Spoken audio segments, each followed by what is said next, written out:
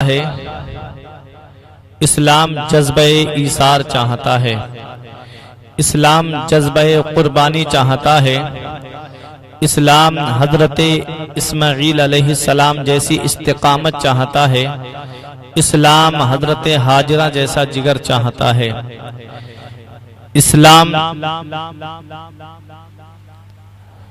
حضرت اسماعیل علیہ السلام جیسا صبر و تحمل چاہتا ہے، اور یہ اسلام اتنی آسانی سے ہم تک نہیں پہنچا، اسلام بڑی قربانیوں کے بعد ہم تک پہنچا ہے، اسلام بڑی پریشانیوں کے بعد ہم تک پہنچا ہے، اسلام بڑی دقتوں کے بعد ہم تک پہنچا ہے۔ اس اسلام کی خاطر نہ جانے کیسی کیسی قربانیاں پیش کرنی پڑی، تب کہیں جا کر کے یہ اسلام ہم تک پہنچا ہے۔ حضرات، آج میں آپ تمامی حضرات کے سامنے حضرت ابراہیم علی نبینا علیہ السلام کی سیرت مقدسہ کو بیان کروں گا۔ پروردگار مجھے حق بولنے اور آپ کو حق سننے کی توفیق عطا فرمائے۔ ابراہیم علی نبینا علیہ السلام کی آمد کب ہوتی ہے، کس ماحول میں ہوتی ہے؟ حضرات، 4 بادشاہ ایسے گزرے جنہوں نے پوری دنیا پر حکومت کی۔ 2 بادشاہ مسلمان ہیں اور 2 بادشاہ کافر ہیں۔ مسلمان بادشاہوں میں ایک حضرت سلیمان علیہ السلام ہیں اور ایک حضرت سکندر ذوالقرنین ہیں، اور کافر بادشاہوں میں ایک بادشاہ بخت نصر ہے اور دوسرا بادشاہ نمرود ہے۔ نمرود وہ بادشاہ ہے جس نے ساری دنیا پر حکومت کی۔ نمرود کو استدراج بھی حاصل تھا، اور نمرود کے زمانے میں نمرود نے ایک دن ایسا خواب دیکھا کہ آسمان سے ستارہ ٹوٹا ہے اور نمرود کے تخت کو اس نے خاک میں ملا دیا ہے۔ ایسا روشن ستارہ طلوع ہوا کہ جس کی روشنی پوری دنیا میں پھیلتی ہوئی چلی گئی۔ نمرود نے کاہنوں کو بلایا، نمرود نے نجومیوں کو بلایا، اور بلانے کے بعد میں اپنا خواب بیان کیا۔ حضرات، نمرود اپنے آپ کو خدا کہلواتا تھا، نمرود اپنے آپ کو رب کہلواتا تھا، اور نمرود کے جگہ جگہ مجسمے رکھے ہوئے تھے، جگہ جگہ نمرود کے مجسمے بنے ہوئے تھے جس کے آگے لوگ جھکا کرتے تھے۔ جہاں سے بت پرستی کا رواج چلا، جہاں سے بت پرستی رائج ہوئی، نمرود کے جگہ جگہ مجسمے بنا کر کے لوگ اس کے آگے جھکا کرتے تھے۔ تو نمرود اپنے آپ کو رب کہلواتا تھا۔ ایسا رب کہتا تھا کہ میں سب سے بڑا رب ہوں، مجھے رب مانو، مجھے خدا کہو۔ نمرود نے جب یہ اعلان کرایا تو لوگ اس کے سامنے جھکتے بھی تھے، لیکن وہ بھی کیا رب ہے کہ جو اپنے خواب کی تعبیر بھی نہ بیان کر پائے؟ وہ بھی کیا رب ہے جو اپنے خواب کی تعبیر معلوم نہ کر پائے؟ خواب دیکھا ہے تو نجومیوں کو بلا رہا ہے، خواب دیکھا ہے تو کاہنوں کو بلا رہا ہے، اور کہہ رہا ہے کہ میرے خواب کی تعبیر بتاؤ۔ حضرات، نجومیوں نے جب خواب کو سنا تو سننے کے بعد ایک نجومی نے کہا، ایک کاہن نے کہا، تیری ریاست میں ایک ایسا بچہ پیدا ہونے والا ہے جو تیری حکومت کے زوال کا باعث بنے گا، جو تیرے حکومت کے زوال کا سبب بنے گا، اور وہ بچہ پیدا ہونے والا ہے۔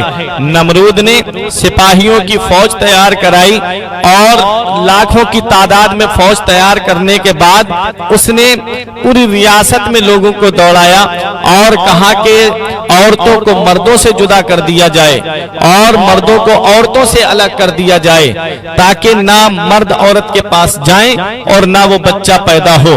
لیکن اسے کیا پتا کہ فانوس بن کے جس کی حفاظت ہوا کرے، وہ شمع کیا بجھے جسے روشن خدا کرے۔ نور حق اسلام ہے، اس کو بجھا سکتا ہے کون؟ جس کا حامی ہو خدا اس کو مٹا سکتا ہے کون؟ حضرت ابراہیم علی نبینا علیہ السلام کی آمد سے پہلے نمرود نے लोगों को शहर से बाहर कर दिया ताकि कोई भी मर्द औरत के पास न जाने पाए और वो बच्चा इस दुनिया में न आने पाए। रात एक दिन ऐसा होता है कि इब्राहिम अला नबीना अलैहिस्सलातु वस्सलाम की वालिदा, एक दिन सख्त आंधी आती है, सख्त तूफान आता है। इब्राहिम अलैहिस्सलाम की वालिदा टहलते टहलते नमरूद के दरबार तक पहुंच जाती हैं, नमरूद के महल तक पहुंच जाती हैं। और जब आप वहां पहुंची जहां आपके शौहर जो है, शौहर की ड्यूटी लगी हुई थी, इब्राहिम अलैहिस्सलाम के वालिद का नाम तारुख है। आप लोग बयान करते हैं आजर, लेकिन आजर वालिद नहीं बल्कि इब्राहिम अलैहिस्सलाम का चचा था। हजरत वालिद का नाम हजरत तारुख है, क्योंकि किसी भी पैगंबर की पैदाइश काफिर की सुल्ब से नहीं हुई है और किसी भी पैगंबर की पैदाइश काफिरा माँ के शिकम से नहीं हुई है। इब्राहिम नबीना अलैहिस्सलातु वस्सलाम अल्लाह के पैगंबर हैं और आपके वालिद और आपकी वालिदा दोनों अल्लाह तबारक व तआला की वहदानियत का इकरार करने वाले थे। हजरत इब्राहिम अलैहिस्सलाम की वालिदा आती हैं। इब्राहिम अलैहिस्सलाम के वालिद ने जब अपनी शरीके हयात को देखा और देखने के बाद में अल्लाह तबारक व तआला ने फजल फरमाया, अल्लाह तबारक व तआला ने करम फरमाया और हजरत इब्राहिम अला नबीना अलैहिस्सलातु वस्सलाम सुल्बे पिदर से रहमे मादर में तशरीफ लाते हैं। हजरत इब्राहिम अला नबीना अलैहिस्सलातु वस्सलाम जब अपने माँ के रहम में तशरीफ लाते हैं, हजरात गिरामी अब अपने जहन को करीब करें। इब्राहिम अला नबीना अलैहिस्सलातु वस्सलाम की वालिदा के शिकम को जैसे और औरतों का मामला होता है कि जब बच्चे की विलादत का वक्त करीब आता जाता है तो उनका शिकम बढ़ता चला जाता है, पेट बढ़ता चला जाता है, लेकिन इब्राहिम अला नबीना अलैहिस्सलातु वस्सलाम की वालिदा का शिकम नहीं बढ़ता है, पता भी नहीं चलता है। पता चला पैगंबर जब इस दुनिया में आता है तो वो किसी को तकलीफ नहीं देता है। हजरत इब्राहिम अला नबीना अलैहिस्सलातु वस्सलाम की विलादत होने वाली है। आपके वालिद आपकी माँ को लेकर के एक गार के अंदर चले जाते हैं और वहां पर हजरत इब्राहिम अला नबीना अलैहिस्सलातु वस्सलाम पैदा होते हैं। इब्राहिम अलैहिस्सलातु वस्सलाम के चेहरे को जब देखा तो देख करके खुश हो जाती हैं और जब नमरूद के जुल्म का तसव्वुर करती हैं तो आंखों से आंसू निकल आते हैं कि कहीं मेरे बेटे को कत्ल न करा दे नमरूद। हजरात गिरामी सुबह होती है, होने के बाद में नजूमी सर पीटते हुए नमरूद के दरबार में आते हैं और आकर के कहते हैं नमरूद वो बच्चा पैदा हो चुका है, नमरूद वो बच्चा इस दुनिया में आ चुका है। नमरूद ने अपने कारिंदों को भेजा, नमरूद ने अपने नौकरों को भेजा और कहा पता लगाओ किस घर में वो बच्चा पैदा हुआ है। रात हजारों बच्चे लाखों बच्चों को कत्ल कर दिया जाता है। हजरत इब्राहिम अला नबीना अलैहिस्सलातु वस्सलाम गार के अंदर हैं। आपकी वालिदा मोहतरमा कहती है कि मोहल्ले की औरतें अगर मुझे मौजूद नहीं पाएंगी तो मुझे ढूंढने के लिए निकलेंगी, इसलिए मेरा घर पे जाना बहुत जरूरी है। घर पर आ रही थी हजरत इब्राहिम अलैहिस्सलाम की वालिदा और अपने बेटे को मुड़ मुड़ करके देख रही थी, आंखों से आंसू पोंछ रही थी, अपने बेटे के लिए ये तसव्वुर करके कि कहीं मेरे बेटे को नमरूद के जुल्म का शिकार न होना पड़े। हजरत इब्राहिम अला नबीना अलैहिस्सलातु वस्सलाम गार के अंदर तशरीफ फरमा है। अल्लाह तबारक व तआला ने हजरत जिब्राइल अलैहिस्सलाम को भेजा और हजरत जिब्राइल अलैहिस्सलाम हजरत इब्राहिम अलैहिस्सलाम के पास तशरीफ लाते हैं। हजरत इब्राहिम अलैहिस्सलाम की 3 उंगलियों में अल्लाह तबारक व तआला ने एक उंगली से पानी जारी फरमा दिया, एक उंगली से शहद जारी फरमा दिया और एक उंगली से दूध जारी फरमा दिया। इब्राहिम अलैहिस्सलाम को जिस चीज की हाजत होती थी आप उसको तनावुल कर लिया करते थे, आप उसको नोश फरमा लिया करते थे। हजरत इब्राहिम अलैहिस्सलाम जैसे और बच्चे हफ्ते में बढ़ते हैं, इब्राहिम अलैहिस्सलाम एक दिन में बढ़ रहे थे और बच्चे महीने में बढ़ते हैं, इब्राहिम अलैहिस्सलाम एक हफ्ते में बढ़ रहे थे और बच्चों का हाल साल में जितना बढ़ते हैं इब्राहिम अलैहिस्सलाम एक महीने में इतना बढ़ रहे थे। एक दिन आपकी वालिदा मोहतरमा मोहतरमा पहुंची और बेटे को देखा, तब इब्राहिम अलैहिस्सलाम ने अपनी माँ से पहला सवाल किया, ऐ मेरी माँ मेरा रब कौन है? तो माँ ने कहा बेटा तेरी रब मैं हूँ। कहा माँ तुम्हारा रब कौन है? कहा तुम्हारे वालिद हैं। कहा मेरे वालिद का रब कौन है? कहा तुम्हारे वालिद का रब नमरूद है। कहा नमरूद का रब कौन है? इतना कहा तो माँ सोच में पड़ गई, कहीं ये वही तो बेटा नहीं है जो नमरूद की हुकूमत के जवाल का सबब बनेगा, कहीं ये वही तो लाल नहीं है कि जो नमरूद की हुकूमत को मिट्टी में मिला देगा। हजरत इब्राहिम अला नबीना अलैहिस्सलातु वस्सलाम ने जब ये सवाल किया कि नमरूद का रब कौन है, तो अब आपकी वालिदा मोहतरमा आ जाती हैं और आपके वालिद से कहती हैं मेरे बच्चे ने आज मुझसे ऐसा सवाल किया है, हमारे इब्राहिम ने आज हमसे ऐसा सवाल पूछा है कि मैं लाजवाब हो गई, उसका जवाब नहीं दे पाई। तब आपके वालिद ने कहा, इब्राहिम अलैहिस्सलाम के वालिद ने कहा क्या सवाल किया है? कहा मुझसे पूछ रहा था मेरा बेटा कि तुम्हारा रब कौन है। मैंने कहा कि बेटा मेरा रब तुम्हारे वालिद हैं। कहा तुम्हारा वालिद का रब कौन है? मैंने कहा नमरूद। कहा नमरूद का रब कौन है? तब मैं उसका कोई जवाब नहीं दे पाई। मुझे लग रहा है ये वही बेटा तो नहीं है जो नमरूद की हुकूमत के जवाल का सबब बनेगा, कहीं ये वही लाल तो नहीं है जो नमरूद की हुकूमत के जवाल का सबब बनेगा। हजरत इब्राहिम अला नबीना अलैहिस्सलातु वस्सलाम एक दिन बाहर निकले और आपने सूरज को, वो चांद को चमकता हुआ देखा। चांद पहले सितारों को देखा, सितारों से पूछा क्या तुम मेरे रब हो? लेकिन जब देखा कि चांद की चांदनी ने अपनी रोशनी को फैलाया तो सितारों की रोशनी मांद पड़ जाती है। इब्राहिम अलैहिस्सलाम ने कहा जिसकी रोशनी खत्म हो जाए वो रब नहीं हो सकता। इस्तिफहाम इनकारी के तौर पे आपने सूरज को देखा तो सूरज से कहा क्या तू मेरा बड़ा वाला रब है? तो सूरज को जब शाम को गुरूब होते हुए देखा तब हजरत इब्राहिम अलैहिस्सलाम ने कहा जो डूब जाए वो रब नहीं हो सकता, जो डूब जाए वो खुदा नहीं हो सकता। हजरात गिरामी आप रब की तलाश में हैं, रब तबारक व तआला की तलाश में हैं। इब्राहिम अलैहिस्सलाम ने सितारों को देखा, सितारों की रोशनी खत्म हो गई, आपने कहा जिसकी रोशनी खत्म हो जाए वो रब नहीं हो सकता। आपने सूरज को देखा, सूरज गुरूब हो गया, आपने कहा जो डूब जाए वो रब नहीं हो सकता। हजरात गिरामी गैब से आवाज आती है इब्राहिम तू कहां अपने रब को तलाश कर रहा है? इब्राहिम अलैहिस्सलाम ने कहा इन्नी वज्जहतु वजहिया लिल्लज़ी फतरस समावाति वल अर्द, मैंने अपने चेहरे को जमीन और आसमान के पैदा करने वाले रब की बारगाह में रख दिया है। हजरत इब्राहिम अलैहिस्सलाम अब अपनी बस्ती की तरफ आते हैं। आने के बाद में इब्राहिम अलैहिस्सलाम की उम्र शरीफ परवान चल रही है।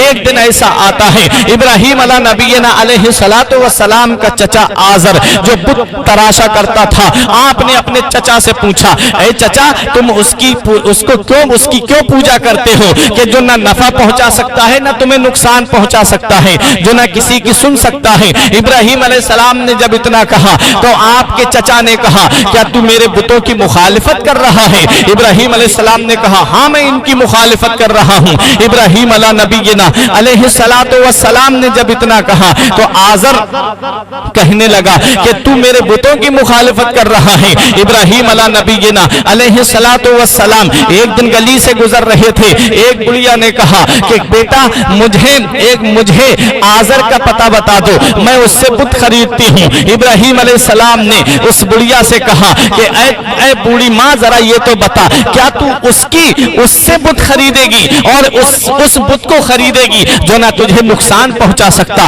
जो ना तुझे फायदा पहुंचा सकता, जो ना तुझे किसी तरह का न तेरी कोई बात सुन सकता है। कहा तू उस रब की बारगाह में क्यों नहीं झुक जाती जो रब सुनता भी है, जो रब देखता भी है, जो रब तुझे फायदा भी पहुंचाता है? उसने कहा तू किस रब की बात कर रहा है? कहा उस रब की जिसको मैं मानता हूँ। मेरा वो रब है जिसने तुझे पैदा किया है, मेरा वो रब है जिसने मुझे पैदा किया है, मेरा वो रब है जिसने नमरूद को भी पैदा किया है। उसने कहा बेटा इतना बड़ा माबूद है तो उसके लिए हदिया भी बहुत बड़ा होना चाहिए। इब्राहिम अलैहिस्सलाम ने कहा कोई हदिया बड़ा नहीं है, बस मेरा कलमा पढ़ ले और पढ़ ले ला इलाहा इल्लल्लाह इब्राहिम खलीलुल्लाह, इतना कहा था। उस बुढ़िया ने कहा کہا پھر وہ رب مجھ سے راضی ہو جائے گا؟ ابراہیم علیہ السلام نے کہا ہاں وہ رب تجھ سے راضی ہو جائے گا۔ ابراہیم علیہ السلام نے جب اتنا کہا، اس بڑھیا نے کہا اب میں مرتے دم تک اسی رب کی عبادت کرتی رہوں گی جس رب کو تو مانتا ہے۔ یہ ابراہیم علیہ نبینا علیہ السلام ہیں۔ حضرات آپ کی عمر شریف پروان چلتی رہتی ہیں، ایک دن ایسا آتا ہے ابراہیم علیہ نبینا علیہ السلام کا اپنے چچا آزر سے مناظرہ ہوتا ہے، اور آزر نے کہا تھا تو ہمارے بتوں کو برا بھلا کہتا ہے۔ آپ نے ابراہیم علیہ السلام نے بتوں کی تذلیل کی۔ اس کے بعد میں کیا ہوتا ہے، ایک دن ایسا آتا ہے ان لوگوں کا سالانہ میلہ لگا کرتا تھا، سارے لوگ میلے کے اندر جا رہے تھے۔ کہا کہ ابراہیم علیہ السلام سے تم نہیں چلتے ہو؟ آپ نے فرمایا انی سقیم، میں بیمار ہوں، میں نہیں جا سکتا۔ سارے لوگ چلے گئے۔ ابراہیم علیہ السلام نے ایک بڑا سا کلہڑا لیا اور لینے کے بعد میں بت خانے کے اندر پہنچے، اور آپ نے ان سے کہا کہ بتاؤ، ایک طرف سے کلہڑا مار کر کے بتوں کو توڑنا شروع کر دیا، معبودان باطلہ کو توڑنا شروع کر دیا، اور جو سب سے بڑا والا تھا اس کے ہاتھ میں کلہڑا رکھ کر کے اس کے کاندھے پر رکھ دیا۔ اب ابراہیم علیہ السلام اپنے گھر آ جاتے ہیں۔ شام کو جب لوگ میلے سے واپس ہوتے ہیں اور جب اپنے بت خانے کے اندر جاتے ہیں، جب بتوں کا ہاتھ دیکھتے ہیں، کسی کا ہاتھ ٹوٹا پڑا ہے، کسی کی ناک کٹی پڑی ہے، کسی کی گردن کٹی پڑی ہے، کسی کا پیر کٹا پڑا ہے، اور کلہڑا بڑے والے بت کے ہاتھ میں ہے، تو لوگوں نے کہا کہ یہ کس نے کیا ہے ہمارے معبودوں کا حال، کس نے ہمارے یہ معبودان باطلہ کا حال کیا ہے؟ حضرات گرامی، لوگوں نے آپس میں بیٹھ کر کے مشورہ کیا، تب کہا کہ ہم نے سنا ہے قالوا سمعنا فتن، ہم نے سنا ہے ایک جوان ہے۔ سورہ انبیاء کے اندر پورا واقعہ آیا ہے۔ لوگوں نے کہا ہم نے ایک جوان کو سنا ہے کہ وہ ان کے بارے میں بول رہا تھا، یعنی بتوں کی برائی کر رہا تھا۔ یقال لہ ابراہیم، اسے ابراہیم کہا جاتا ہے۔ لوگوں نے کہا اس کو لوگوں کے سامنے لے کر کے آؤ۔ ابراہیم علیہ السلام کو سامنے لایا جاتا ہے۔ لوگوں نے پوچھا اے ابراہیم، کیا تو نے یہ ہمارے معبودوں کا حال کیا ہے؟ ابراہیم علیہ السلام نے کہا اللہ کا قرآن کہتا ہے قالا بل کبیرہم، کہا ان کے بڑے والے نے کیا ہے۔ کبھی کبھی بڑوں کو چھوٹوں پہ غصہ آ ہی جاتا ہے، اس لیے بڑے والے سے پوچھ لو، اگر یہ بولے اس سے پوچھو کہ ان کا حال کس نے کیا ہے، اگر یہ تم سے بات کر سکے۔ ابراہیم علیہ السلام نے جب اتنا کہا تو لوگوں نے کہا اے ابراہیم تو کیسی بات کر رہا ہے، یہ ہم سے کیسے بات کر سکتا ہے، یہ ہماری کیسے سن سکتا ہے؟ ابراہیم علیہ السلام کو موقع مل گیا۔ آپ نے فرمایا پھر تم اس کی کیوں پوجا کرتے ہو کہ جو نہ سن سکتا ہے، جو نہ اپنے اوپر سے مکھی اڑا سکتا ہے، جو نہ اپنے اوپر حملے کو روک سکتا ہے؟ اس رب کی بارگاہ میں کیوں نہیں جھک جاتے جو میرا رب سنتا بھی ہے، جو میرا رب دیکھتا بھی ہے، میرا رب فائدہ بھی پہنچاتا ہے، اور اگر اس کے ماننے والے پر کوئی تکلیف پہنچتی ہے تو وہ رب اس کی تکلیف کو دور بھی کرتا ہے۔ تو حضرت ابراہیم علیہ السلام نے جب اتنا کہا تو لوگوں نے معاملہ نمرود کے دربار میں پہنچا دیا، اور جب نمرود کے دربار میں معاملہ پہنچا تو مشورے ہونے لگے کیا کیا جائے ابراہیم کے ساتھ میں۔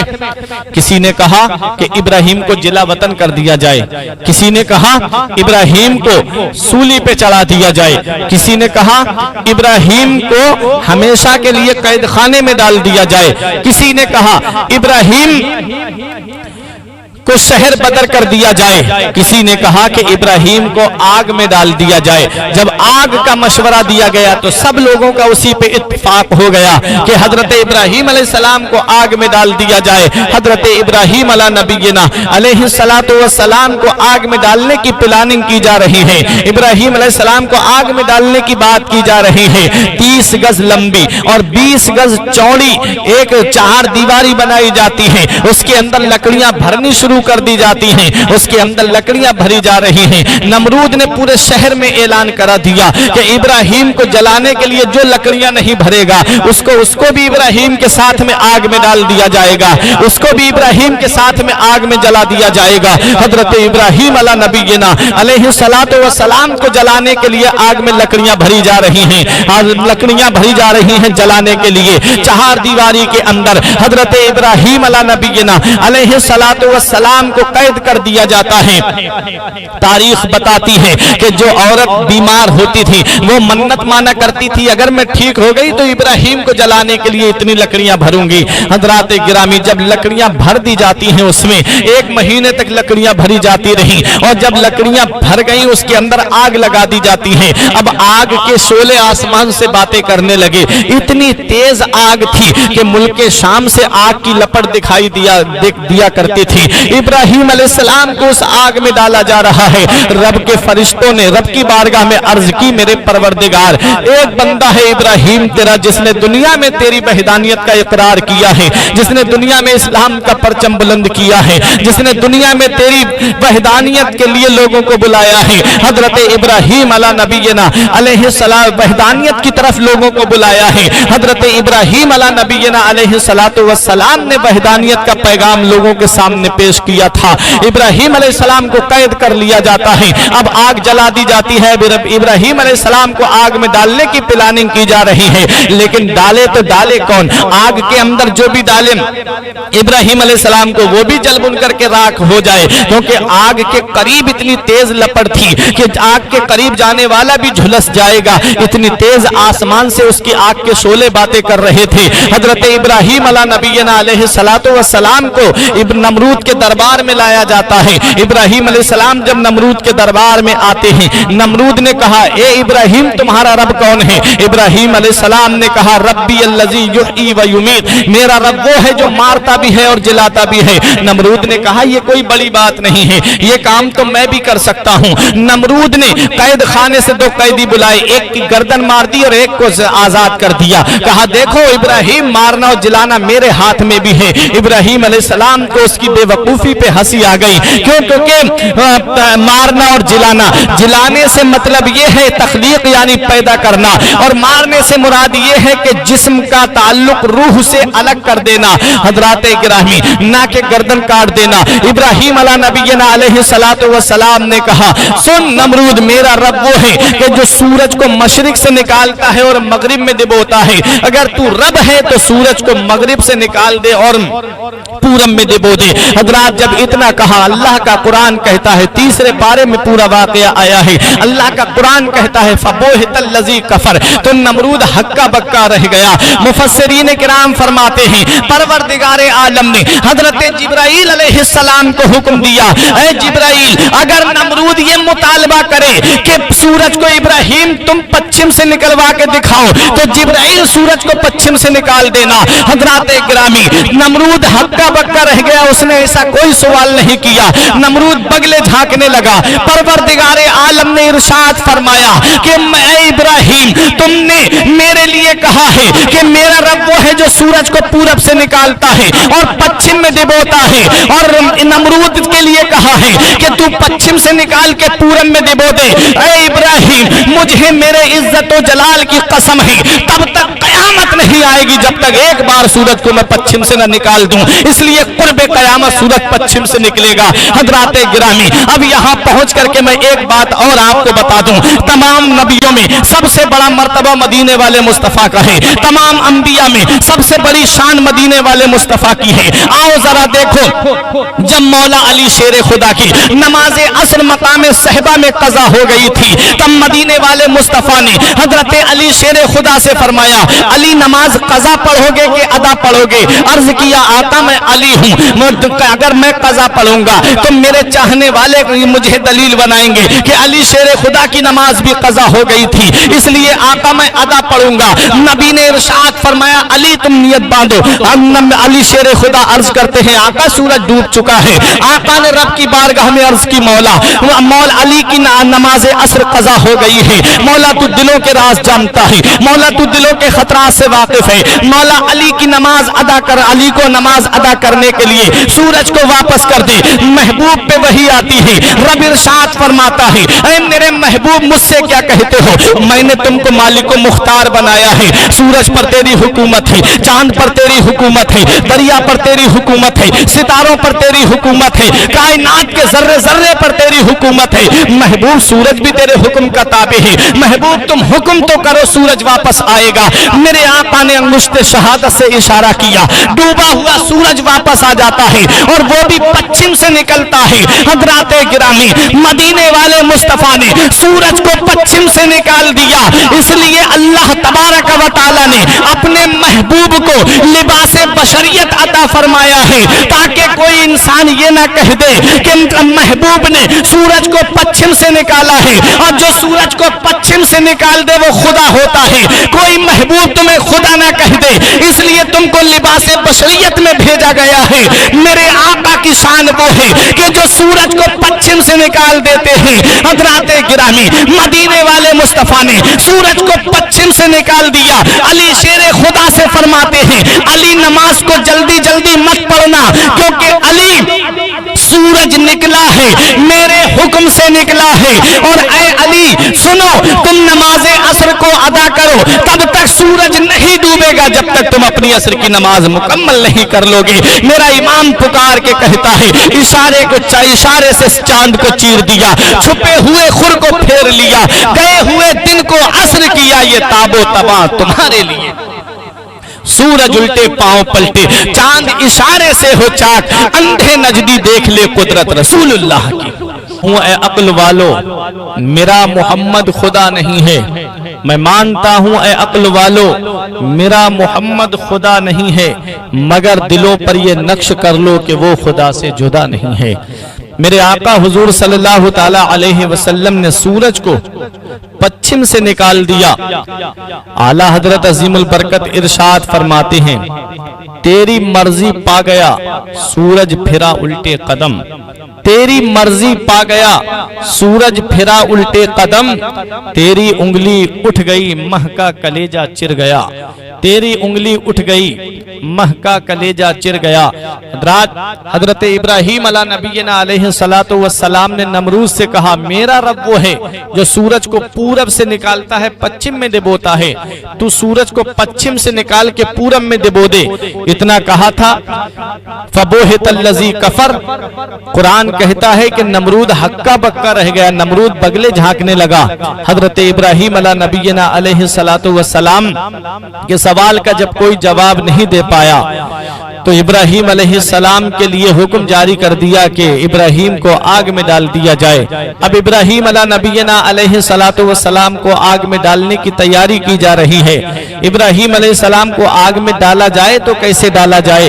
ابراہیم علیہ السلام کو آگ میں ڈالنے کے لیے جب کوئی پلان ان کے ذہن میں نہیں آ رہا تھا، تب ابلیس لعین آیا لمبا جبہ پہن کر کے، آ کر کے نمرود سے کہنے لگا کہ ڈالنے کا طریقہ میں تجھے بتاتا ہوں۔ نمرود نے کہا، تو کون ہے؟ کہا کہ میں برسوں سے تیری خدمت میں لگا ہوا ہوں، مجھے نہیں جانتا ہے، میں تیری خدمت کے لیے لگا ہوا ہوں اور میں جانتا ہوں کہ ابراہیم کو آگ میں کیسے ڈالا جائے گا۔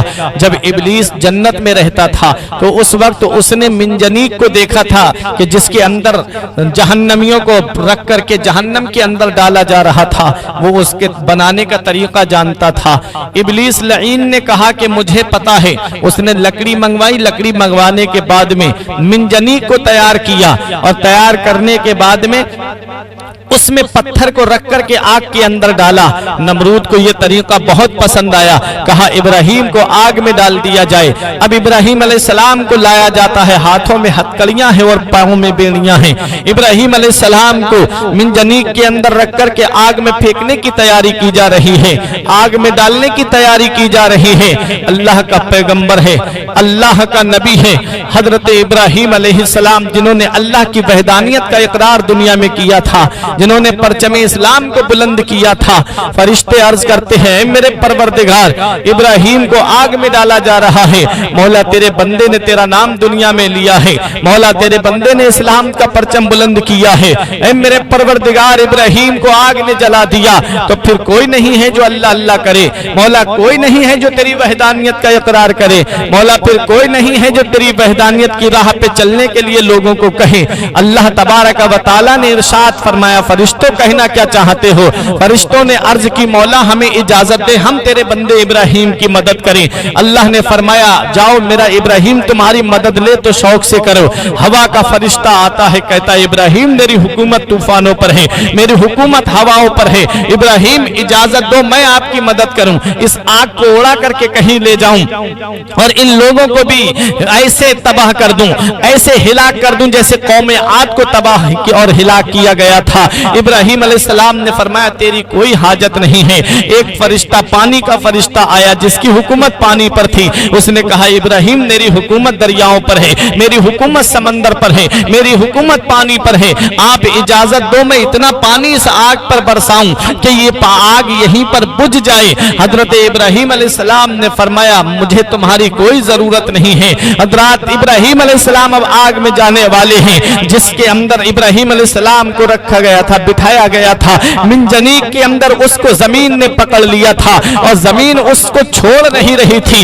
इब्राहिम अलैहिस्सलाम के लिए जब लोग परेशान हो गए कि कैसे इब्राहिम अलैहिस्सलाम जिस मिंजनीक में बैठे हुए थे उसकी जो कोठरी नुमा चीज थी वो उसके अंदर इब्राहिम अलैहिस्सलाम बैठे थे और वो उसको जमीन ने पकड़ लिया था। तब इब्लीस ने कहा था 40 मर्द और 40 औरतें बिल्कुल बरहना होकर के आएं और आकर के यहाँ पर जिना करें। माज़अल्लाह जब वहां पर जिना का मशवरा दिया, नमरूद ने ऐसा ही हुक्म दे दिया, 40 मर्द और 40 औरतें आई और आकर के उस जमीन पर जिना किया। वो जमीन का हिस्सा खाकिस्तर हो गया और इब्राहिम अलैहिस्सलाम के पलवे को जमीन ने छोड़ दिया, क्योंकि जहां जिना होता है वो जमीन का हिस्सा जला दिया जाता है, जहां जिना होता है वो जमीन का हिस्सा वो तबाह हो जाता है। हजरत इब्राहिम अलैहिस्सलाम के पल्ले को जब मिंजनीक के पल्ले को जब आज जमीन ने छोड़ दिया, अब इब्राहिम अलैहिस्सलाम को आग में डाला जा रहा है। इब्राहिम अलैहिस्सलाम आग में पहुंचने वाले हैं। जिब्राइल अलैहिस्सलाम आकर के कहते हैं इब्राहिम आपकी कोई हाजत हो तो मुझे बताओ, मैं वहां जा सकता हूं जहां कोई नहीं जा सकता। हजरत जिब्राइल अलैहिस्सलाम से इब्राहिम अलैहिस्सलाम फरमाते हैं हाजत तो है लेकिन तुमसे नहीं। कहा फिर जिससे हाजत है उससे मुझे बता दो, मैं उसकी बारगाह में जाकर के बयान कर दूंगा। इब्राहिम अलैहिस्सलाम ने फरमाया कि मेरा रब मेरा हाल जानता है, मेरा रब मेरे दिल का हाल जानता है। शायर कहता है जानता है वो मेरा रब्बे जलील, आग में पड़ता है अब उसका खलील। इब्राहिम अलैहिस्सलाम कहते हैं जिब्राइल तुम्हारी कोई हाजत नहीं है, मेरा रब मेरे दिल का हाल जानता है। इब्राहिम अलैहिस्सलाम आग में पहुंचने वाले हैं। हज़रात गिरामी अब यहाँ पहुंच करके एक बात और मैं आपको बता दूं, मेरा इमाम पुकार के कहता है सारे ऊंचों में ऊंचा समझिए जिसे है उस ऊंचे से ऊंचा हमारा नबी, सारे अच्छों में अच्छा समझिए जिसे है उस अच्छे से अच्छा हमारा नबी। जिब्राइल अलैहिस्सलाम ने कहा इब्राहिम अलैहिस्सलाम से कि तुम्हारी कोई हाजत हो तो मेरे सामने बयान करो, मैं वहां जा सकता हूं जहां कोई नहीं जा सकता। जब मेरे आका मेराज को तशरीफ ले जा रहे थे, जब मेरे आका मेराज को तशरीफ ले जा रहे थे, जिब्राइल अलैहिस्सलाम साथ हैं, पहले आसमान पे साथ हैं, दूसरे आसमान पे साथ हैं, तीसरे आसमान पे साथ हैं। जब सिदरतुल मुंतहा पे पहुंचे तब हजरत जिब्राइल अलैहिस्सलाम ने कहा अब मैं इससे आगे नहीं जा सकता, मेरी यही मंजिल है, मैं इससे आगे नहीं बढ़ सकता। अगर बाल के पर के बराबर भी मैं आगे बढ़ा तो रब की तजल्ली से मेरे पर जल जाएंगे। इब्राहिम अलैहिस्सलाम ने कहा था, इब्राहिम अलैहिस्सलाम से जिब्राइल अलैहिस्सलाम ने कहा था कि मैं वहां जा सकता हूं जहां कोई नहीं जा सकता। सिदरा पे मेरे आका जिब्राइल अलैहिस्सलाम से इरशाद फरमाते हैं ऐ जिब्राइल याद करो वो बात जो तुमने मेरे दादा इब्राहिम से कही थी कि मैं वहां जा सकता हूं जहां कोई नहीं जा सकता।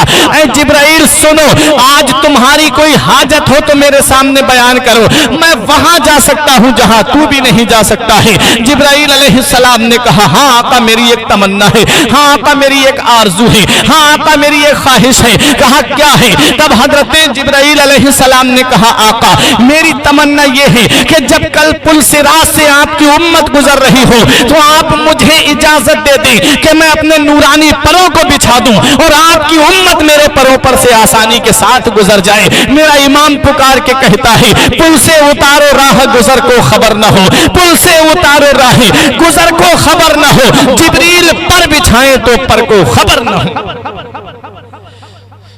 اہل صراط روح امی کو خبر کریں، جاتی ہے امت نبوی فرش پر کریں، کل کے رضا ہے خنجر خونخوار برق بار، اعدا سے کہہ دو خیر منائے نہ شر کریں۔ حضرات تو حضرت ابراہیم علیہ نبینا علیہ السلام سے حضرت جبرائیل علیہ السلام نے کہا آپ کی کوئی حاجت ہو تو بیان کرو، میں وہاں جا سکتا ہوں جہاں کوئی نہیں جا سکتا۔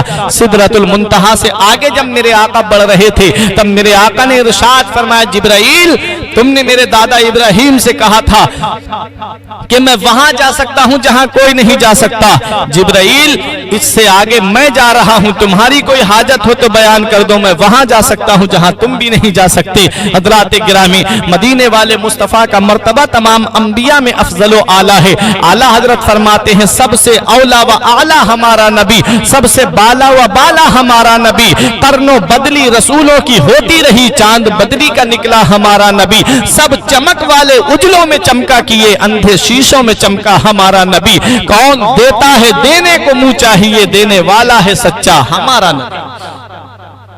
حضرت ابراہیم علیہ السلام آگ میں پہنچنے والے ہیں، اللہ تبارک و تعالی نے آگ کو حکم دیا، اللہ کا قرآن کہتا ہے قُلْنَا يَنَارُ كُونِي بَرْدًا وَسَلَامًا عَلَىٰ إِبْرَاهِيمَ، اے آگ میرے ابراہیم پر ٹھنڈی اور سلامتی والی ہو جا، اے آگ میرے ابراہیم پر ٹھنڈی اور سلامتی والی ہو جا۔ آگ ابراہیم علیہ السلام کے لیے گلزار ہو گئی، اس کے اندر جنتی تخت بچھا دیا گیا، پھلواڑیاں لگ گئیں، ابراہیم علیہ السلام کے لیے ایک مسند آئی، اس پر ابراہیم علیہ السلام بیٹھے، ابراہیم علیہ السلام کا ایک شبی آیا جو ابراہیم علیہ السلام کی ہوا کر رہا تھا، پنکھا جل رہا تھا۔ حضرت ابراہیم علیہ السلام آگ کے اندر بڑے آرام سے ہیں۔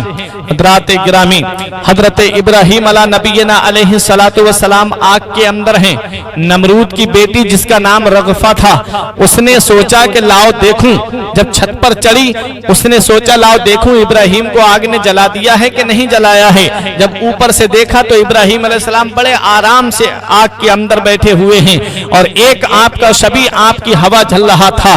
اللہ تبارک و تعالی نے جنت سے فرشتوں کو بھیج دیا تھا ابراہیم علیہ السلام کی خدمت کرنے کے لیے۔ اس لڑکی نے کہا، رغفہ نے کہا اے ابراہیم آپ کو آگ نے نہیں جلایا؟ آپ نے فرمایا نہیں۔ کہا کس نے تم کو بچایا؟ کہا میرے اس رب نے مجھے بچایا ہے جس نے مجھے پیدا کیا ہے، تجھے پیدا کیا ہے اور نمرود کو پیدا کیا ہے۔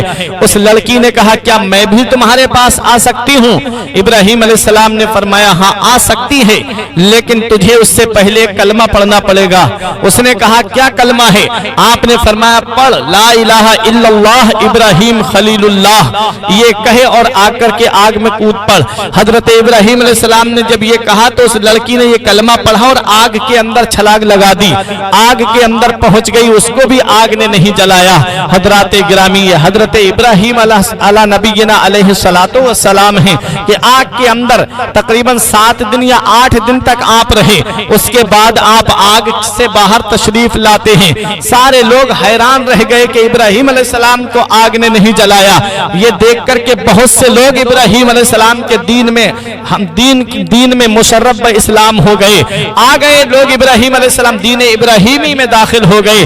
حضرت ابراہیم علیہ السلام نے اس جگہ کو چھوڑ دیا، ابراہیم علیہ نبینا علیہ السلام وہاں سے چلے، آپ نے ہجرت کی ملک شام کی طرف، بابل کو چھوڑ دیا اور آپ ملک شام کی طرف ہجرت کرتے ہیں۔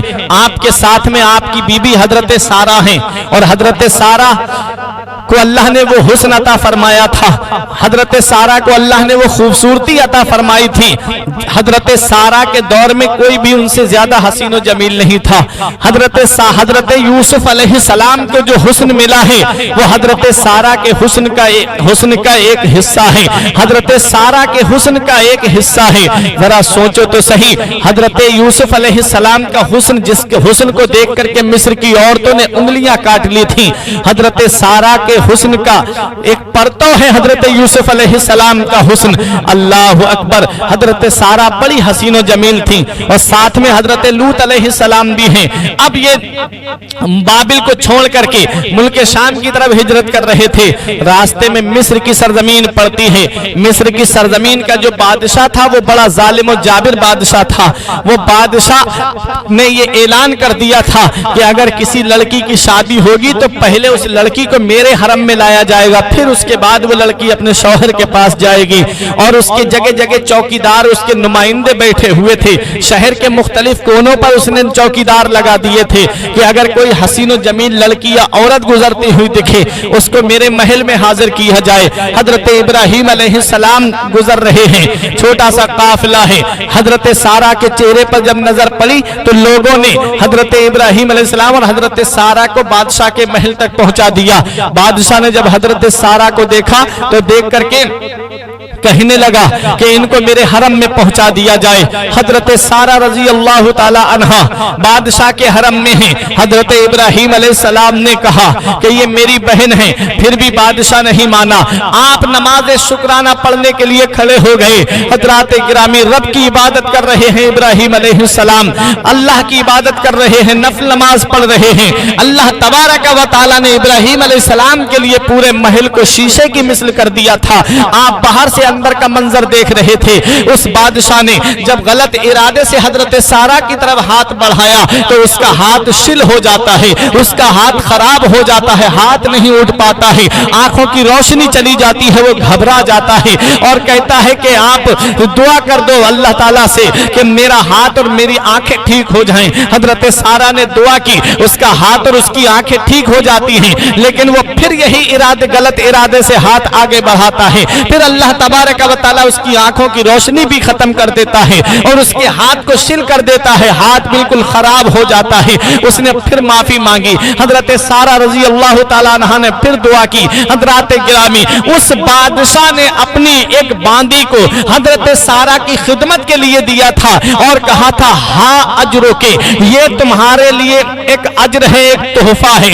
اسی دن سے وہ باندی دی گئی, اس لیے ان کا نام ہاجرہ پڑ گیا تھا. حضرت ہاجرہ رضی اللہ تعالی عنہ, حضرت سارہ اور حضرت ابراہیم علیہ السلام اور حضرت لوط علیہ السلام چھوٹا سا قافلہ لے کر کے جب مصر سے آگے بڑھتے ہیں تو ایک جگہ آتی ہے مؤتفقات, وہاں پر حضرت لوط علیہ السلام رک جاتے ہیں. اللہ تبارک و تعالی نبوت کے منصب سے سرفراز فرماتا ہے. حضرت لوط علیہ السلام کی ڈیوٹی لگ جاتی ہے, آپ وہاں پر خدمت کرتے ہیں, آپ وہاں پر رب کی وحدانیت کا اعلان کرتے ہیں, آپ وہاں پر رب کی وحدانیت کی طرف لوگوں کو بلا رہے ہیں. حضرت ابراہیم علیہ السلام ملک شام کی طرف چل دیتے ہیں اور جب آپ ارض مقدس میں پہنچتے ہیں, ابراہیم علیہ نبینا علیہ السلام نے حضرت سارہ رضی اللہ تعالی عنہا کے پاس میں جب آپ تھے تب حضرت سارہ نے ابراہیم علیہ السلام سے عرض کی, حضور میں چاہتی ہوں کہ آپ ہاجرہ سے نکاح کر لیں. تو حضرت سارہ کے بطن مبارک سے کوئی اولاد نہیں تھی. حضرت ہاجرہ سے جب نکاح ہو جاتا ہے ابراہیم علیہ السلام کا, تب حضرت ابراہیم علیہ السلام نے رب کی بارگاہ میں دعا کی. آپ عمر کی آخری دہلیز پر تھے, تب اپنے رب کی بارگاہ میں دعا کرتے ہیں, رب حبلی من الصالحین, اے میرے پروردگار مجھے نیک بیٹا عطا فرما دے. حضرت ابراہیم علیہ السلام نے دعا کی, رب حبلی من الصالحین, اے میرے رب مجھ کو نیک بیٹا عطا فرما دے. نیک بیٹے کے لیے دعا کر رہے ہیں ابراہیم علیہ السلام. تو پتہ چلا جب اولاد نیک ہوتی ہے تو ماں باپ کی عزت کا سبب بنتی ہے. اولاد جب نیک ہوتی ہے تو ماں باپ کی نیک نامی کا سبب بنتی ہے. اولاد جب نیک ہوتی ہے تو ماں باپ کا نام دنیا میں روشن کرتی ہے.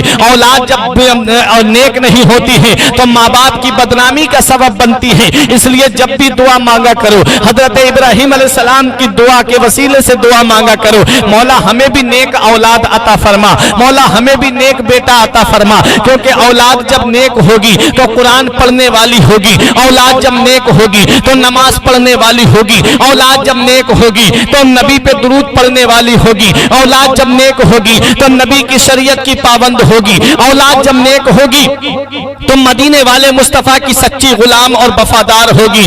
औलाद जब नेक नहीं होगी तो वो माँ बाप की बदनामी का सबब बनती है, माँ बाप की बदनामी का जरिया बनती है, और माँ बाप का सर शर्म से झुक जाता है औलाद की वजह से। हजरत गिरामी, आज मैं आपको बताता हूँ नेक औलाद का क्या सिला मिलता है। हजरत ईसा अला नबीना अलैहिस्सलातु वस्सलाम का गुजर एक कब्र की तरफ से होता है। आपने देखा कि कब्र के अंदर अजाब हो रहा है। हजरत इस वाक़े को अल्लामा राजी अलैहि रहमा ने तफसीर कबीर के अंदर लिखा है। बिस्मिल्लाह शरीफ के फजाइल में आप लिखते हैं कि जब ईसा अलैहिस्सलाम कब्र के करीब से गुजरे, आपने देखा कब्र के अंदर अजाब हो रहा है। आप कुछ दिन के बाद वापस तशरीफ लाते हैं, उसकी कब्र में रहमत और नूर की बारिश हो रही है, उसकी कब्र बुक्काए नूर बनी हुई है, उसकी कब्र जन्नत के बागों में से एक बाग बनी हुई है। इब्राहीम अला नबीना अलैहिस्सलातु वस्सलाम का जिक्र सुनने वालों, आओ जरा देखो इब्राहीम अलैहिस्सलाम ने दुआ की थी, रब्बे हबली मिनस सालिहीन, मौला मुझे नेक बेटा अता फरमा दे। औलाद नेक होती है तो उसका फायदा क्या मिलता है। अल्लामा फखरुद्दीन राजी अलैहि रहमा तफसीर कबीर के अंदर लिखते हैं कि हजरत ईसा अलैहिस्सलाम जब वापस आए तो देखा कि उसकी कब्र में रहमत और नूर की बारिश हो रही है, उसकी कब्र बुक्काए नूर बनी हुई है। हजरत ईसा अलैहिस्सलाम ने रब की बारगाह में अर्ज की, मौला तू तो अलीमुम बिज़ातिस सुदूर है, मौला तू तो दिलों के खतरात से वाकिफ है, मौला तू तो दिलों के राज जानता है। ऐ मेरे परवरदिगारे आलम, तू तो दिलों के राज से वाकिफ है। ऐ मेरे मौला, इस कब्र के अंदर जब मैं गुजरा था तो अजाब हो रहा था, आज इसकी कब्र रहमत नूर की बारिश हो रही है, आज इसकी कब्र में अनवार की बारिश हो रही है, आज इसकी कब्र बुक्काए नूर बनी हुई है, आज इसकी कब्र जन्नत के बागों में से एक बाग बनी हुई है। ऐ मेरे मौला, इसमें क्या हिकमत है मौला जाहिर फरमा दे। हजरत ईसा अलैहिस्सलाम पर वही नाजिल होती है, रब इरशाद फरमाता है, ये जब मरा था तो बहुत बड़ा गुनहगार था, ये बहुत बड़ा सियाहकार था, शियार था, खताकार था, लायक सजावार था, इसलिए इसको इसके गुनाहों की सजा मिल रही थी। लेकिन जब ये मरा था तो अपनी बीबी की गोद में एक बच्चा छोड़ करके आया था, और मरने से पहले इसने ये वसीयत की थी कि मेरे बच्चे को शरीयत का इल्म देना, मेरे बच्चे को दीन का इल्म देना। आज जब वो बच्चा बोलने लगा है तो उसकी माँ उसको एक आलिम के पास लेकर के गई है, और उस आलिम साहब ने कहा कि बेटा पढ़ो बिस्मिल्लाहिर्रहमानिर्रहीम, अल्लाह का नाम सिखाया। रब तबारक व तआला इरशाद फरमाता है कि ये बंदा गुनहगार था, ये बंदा खताकार था, जब ये मरा था तो अपनी बीबी से कह के आया था कि मेरे बच्चे को शरीयत का इल्म देना, मेरे बच्चे को दीन का इल्म देना। आज उस बच्चे ने जमीन पर मुझे रहमान और रहीम पुकारा है, मेरी रहमत को ये गवारा नहीं हुआ जिसका बच्चा मुझे रहमान और रहीम पुकारे और मैं उसके बाप को यहाँ अजाब दूं। वो मेरा नाम जमीन पर ले रहा था, मैंने उसके बाप को यहाँ बख्श दिया है। तो औलाद नेक होती है तो माँ बाप के लिए दुआ का सबब बनती है। मदीने वाले मुस्तफ़ा इरशाद फरमाते हैं, इज़ा मातल इंसानो इनक़ता अन्हु अमलुहु, जब इंसान मर जाता है तो उससे उसके नामा आमाल का सिलसिला मुनक़ता हो जाता है। अब ना कोई नेकी लिखी जा सकती है, ना कोई बुराई लिखी जा सकती है। लेकिन तीन चीजें ऐसी हैं जिनका सवाब मरने के बाद भी इंसान को मिलता रहता है। इल्ला मिन सलास, तीन चीजें ऐसी हैं जिनका सवाब मरने के बाद भी इंसान को मिलता रहता है। और सदक़तिन जारियतिन, एक सदक़े जारिया है। सदक़े जारिया किसे कहते हैं? सदक़े जारिया अल्लाह की रजा हासिल करने के लिए रब की राह में जो माल खर्च किया जाता है उसे सदक़े जारिया कहा जाता है। मसलन कोई गरीब है, उसे आपने अगर नंगा है कपड़े दे दिए, ये सदक़े जारिया है। कोई भूखा है, उसे आपने अल्लाह की रजा के लिए खाना खिला दिया, ये सदक़े जारिया है। कोई प्यासा है, आपने उसको पानी पिला दिया, ये सदक़े जारिया है। लोग गुजर रहे हैं, आना जाना लोगों का लगा हुआ है, कोई चौराहा है वहां पर आपने नल गड़वा दिया या कुआं खुदवा दिया, अल्लाह की रजा के लिए लोग पानी पी रहे हैं, शिकम सैर होकर के जा रहे हैं, ये सदक़े जारिया है। इसका सवाब मरने के बाद भी इंसान को मिलता रहता है। हज़रात गिरामी, और अगर मस्जिद के अंदर कोई चीज खराब हो गई है, मसलन बल्ब खराब हो गया है या पंखा खराब हो गया है या लोटों की जरूरत है या नल में खराबी है या टंकी में खराबी है, आपने वो काम करा दिया अल्लाह की रजा के लिए, ये भी सदक़े जारिया है। اس کا ثواب بھی مرنے کے بعد انسان کو ملتا رہتا ہے۔ مدرسوں کے اندر ضرورت ہے، آپ نے کتابیں پہنچا دی، یہ بھی صدقہ جاریہ ہے۔ طالب علموں کا کھانا لگا لیا، آپ کھانا کھلا رہے ہیں، یہ بھی صدقہ جاریہ ہے۔ اور سنو، مدرسے کے اندر کسی چیز کی ضرورت ہے، آپ نے اس چیز کو دے دیا، مثلا بلب کی ضرورت ہے، آپ نے بلب لگا دیا۔ زمین پر بیٹھنے کے لیے میٹ کی ضرورت ہے، آپ نے میٹ مدرسے میں بھجوا دی، بچے بیٹھ کر کے اس پر قرآن کی تلاوت کر رہے ہیں، ٹپائی بنا کر کے مدرسے میں بھجوا دی، بچے قرآن رکھ کر کے اس پر اللہ کے قرآن کی تلاوت کر رہے ہیں۔ یہ سب صدقہ جاریہ ہے، یہ ایسا صدقہ ہے اگر کوئی انسان اس کو کرے گا تو اس کا ثواب مرنے کے بعد بھی اس کو قیامت تک ملتا رہے گا۔ دوسری بات، او علم ينتفع به، اور ایک یا ایسا علم چھوڑا کہ جس سے دوسرے فائدہ حاصل کر رہے ہوں، یعنی کسی شخص کو آپ نے قرآن پڑھا دیا، قرآن پڑھانے کے بعد میں اس نے دوسرے کو پڑھایا، اس نے اور کسی کو پڑھایا، یہ سلسلہ قیامت تک چلتا رہے گا۔ انسان دنیا سے چلا جاتا ہے، قرآن پڑھانے والا دنیا سے چلا جاتا ہے، علم دین سکھانے والا دنیا سے چلا جاتا ہے، لیکن اس کے نامہ اعمال کے سلسلہ اب اس میں جو ہے نیکیاں جو لکھی جا رہی ہیں، قرآن پڑھانے والے کے نامہ اعمال میں وہ نیکیاں قیامت تک لکھی جاتی رہیں گی۔ نیکیاں کیونکہ او علم ينتفع به، یا ایسا علم چھوڑا جس سے دوسرے فائدہ حاصل کر رہے ہوں، یہ سلسلہ منقطع نہیں ہوتا ہے بلکہ یہ سلسلہ قیامت تک جاری رہتا ہے، اس کے نامہ اعمال میں نیکیاں لکھی جاتی رہیں گی۔ حضرات گرامی، یا کوئی کتاب لکھ کر کے چلا گیا جس سے لوگ پڑھ کر کے فائدہ حاصل کر رہے ہیں، تو اس کا ثواب بھی مرنے کے بعد انسان کو قیامت تک ملتا رہے گا۔ حضرات تیسری بات جو مدینے والے مصطفیٰ نے ارشاد فرمائی، نبی ارشاد فرماتے ہیں او ولد صالح یدعو لہ، یا ایسی اولاد چھوڑ کر کے گیا جو اپنے ماں باپ کے لیے مغفرت کی دعا کر رہی ہو، جو اپنے ماں باپ کے لیے بخشش کی دعا کر رہی ہو۔ حضرات گرامی، اولاد جب نیک ہوتی ہے تو نماز کی پابند ہوتی ہے، اولاد جب متقی ہوتی ہے تو نماز کی پابند ہوتی ہے، اولاد جب صالح ہوتی ہے تو ماں باپ کے لیے مغفرت کی دعا کرتی ہے، اولاد جب نیک ہوتی ہے تو ماں باپ کے لیے دعائیں مغفرت کرتی ہے، اور نماز پڑھنے کے لیے جب نیک اولاد جائے گی تو یہی دعا کرے گی، ربنا اغفر لی ولوالدی وللمؤمنین یوم یقوم الحساب، اے میرے پروردگار میرے ماں باپ کو بخش دے اور مومنین و مومنات کو بخش دے۔ جب یہ دعا نماز میں بندہ کرے گا، اپنے ماں باپ کے لیے کرے گا، مومنین و مومنات کے لیے کرے گا، پروردگار عالم اس کے ماں باپ کو وہاں بخش دے گا۔ تو یہ ہے ابراہیم علیہ السلام دعا کر رہے ہیں، رب حبلی من الصالحین، اے میرے پروردگار مجھ کو نیک بیٹا عطا فرما، کیونکہ اولاد جب نیک ہوتی ہے تو ماں باپ کی نیک نامی کا سبب بنتی ہے، اولاد جب نیک ہوتی ہے تو ماں باپ کے سربلندی کا سبب بنتی ہے، اور اولاد جب نیک نہیں ہوتی ہے تو ماں باپ کی بدنامی کا سبب بنتی ہے۔ ابراہیم علیہ السلام دعا کر رہے ہیں، رب حبلی من الصالحین، مولا مجھے نیک بیٹا عطا فرما۔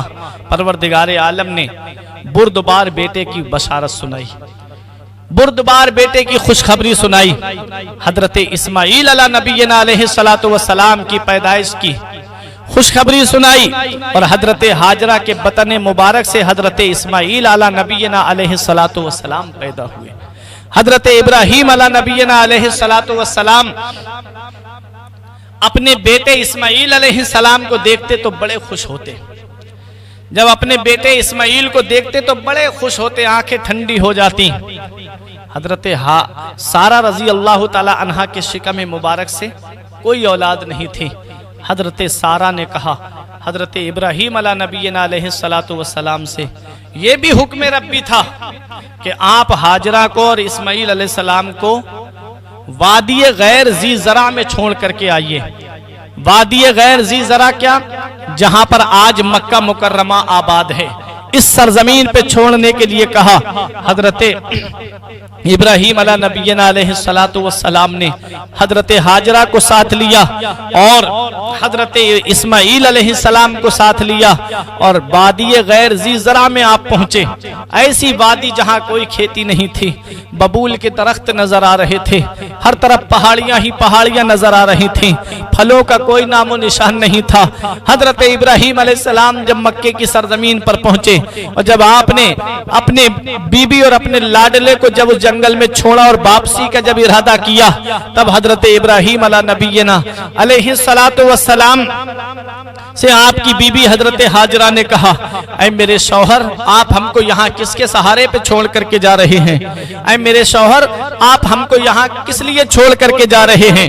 یہاں تو کوئی آبادی نہیں ہے، یہاں پر تو کوئی پھلوں کا نام و نشان نہیں ہے، یہاں پر تو کوئی کھیتی کا نام و نشان نہیں ہے۔ حضرت ابراہیم علیہ نبینا علیہ السلام سے جب حضرت حاجرہ نے اصرار کیا تو آپ نے کوئی جواب نہیں دیا۔ حضرت حاجرہ نے کہا کیا یہ پروردگار عالم کا حکم ہے؟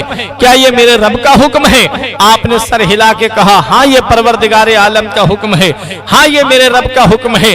جب اتنا کہا تب حضرت حاجرہ نے کہا اب آپ شوق سے جائیے، جس رب نے ہم کو یہاں پر رہنے کا حکم دیا ہے وہی رب ہماری حفاظت فرمائے گا۔ حضرت ابراہیم علیہ السلام چلے آتے ہیں، جب آپ وہاں سے چلنے لگے آپ نے رب کی بارگاہ میں دعا کی اے میرے پروردگار میں نے اپنی اولاد کو ایسی بستی میں بسایا ہے، ایسی آبادی میں بسایا ہے جہاں پر ایسی سرزمین پہ بسایا ہے جہاں پر کوئی آبادی نہیں ہے، جہاں پر کوئی کھیتی نہیں ہے۔ اے میرے پروردگار ان کو پھلوں کا رزق عطا فرما، اے میرے مولا اس سرزمین کو سرسبز و شاداب فرما۔ یہ ابراہیم علیہ السلام کی دعا کا نتیجہ تھا کہ پوری دنیا میں جو پھل نہیں ملتا ہے وہ پھل آپ کو مکے کی سرزمین پہ ملے گا۔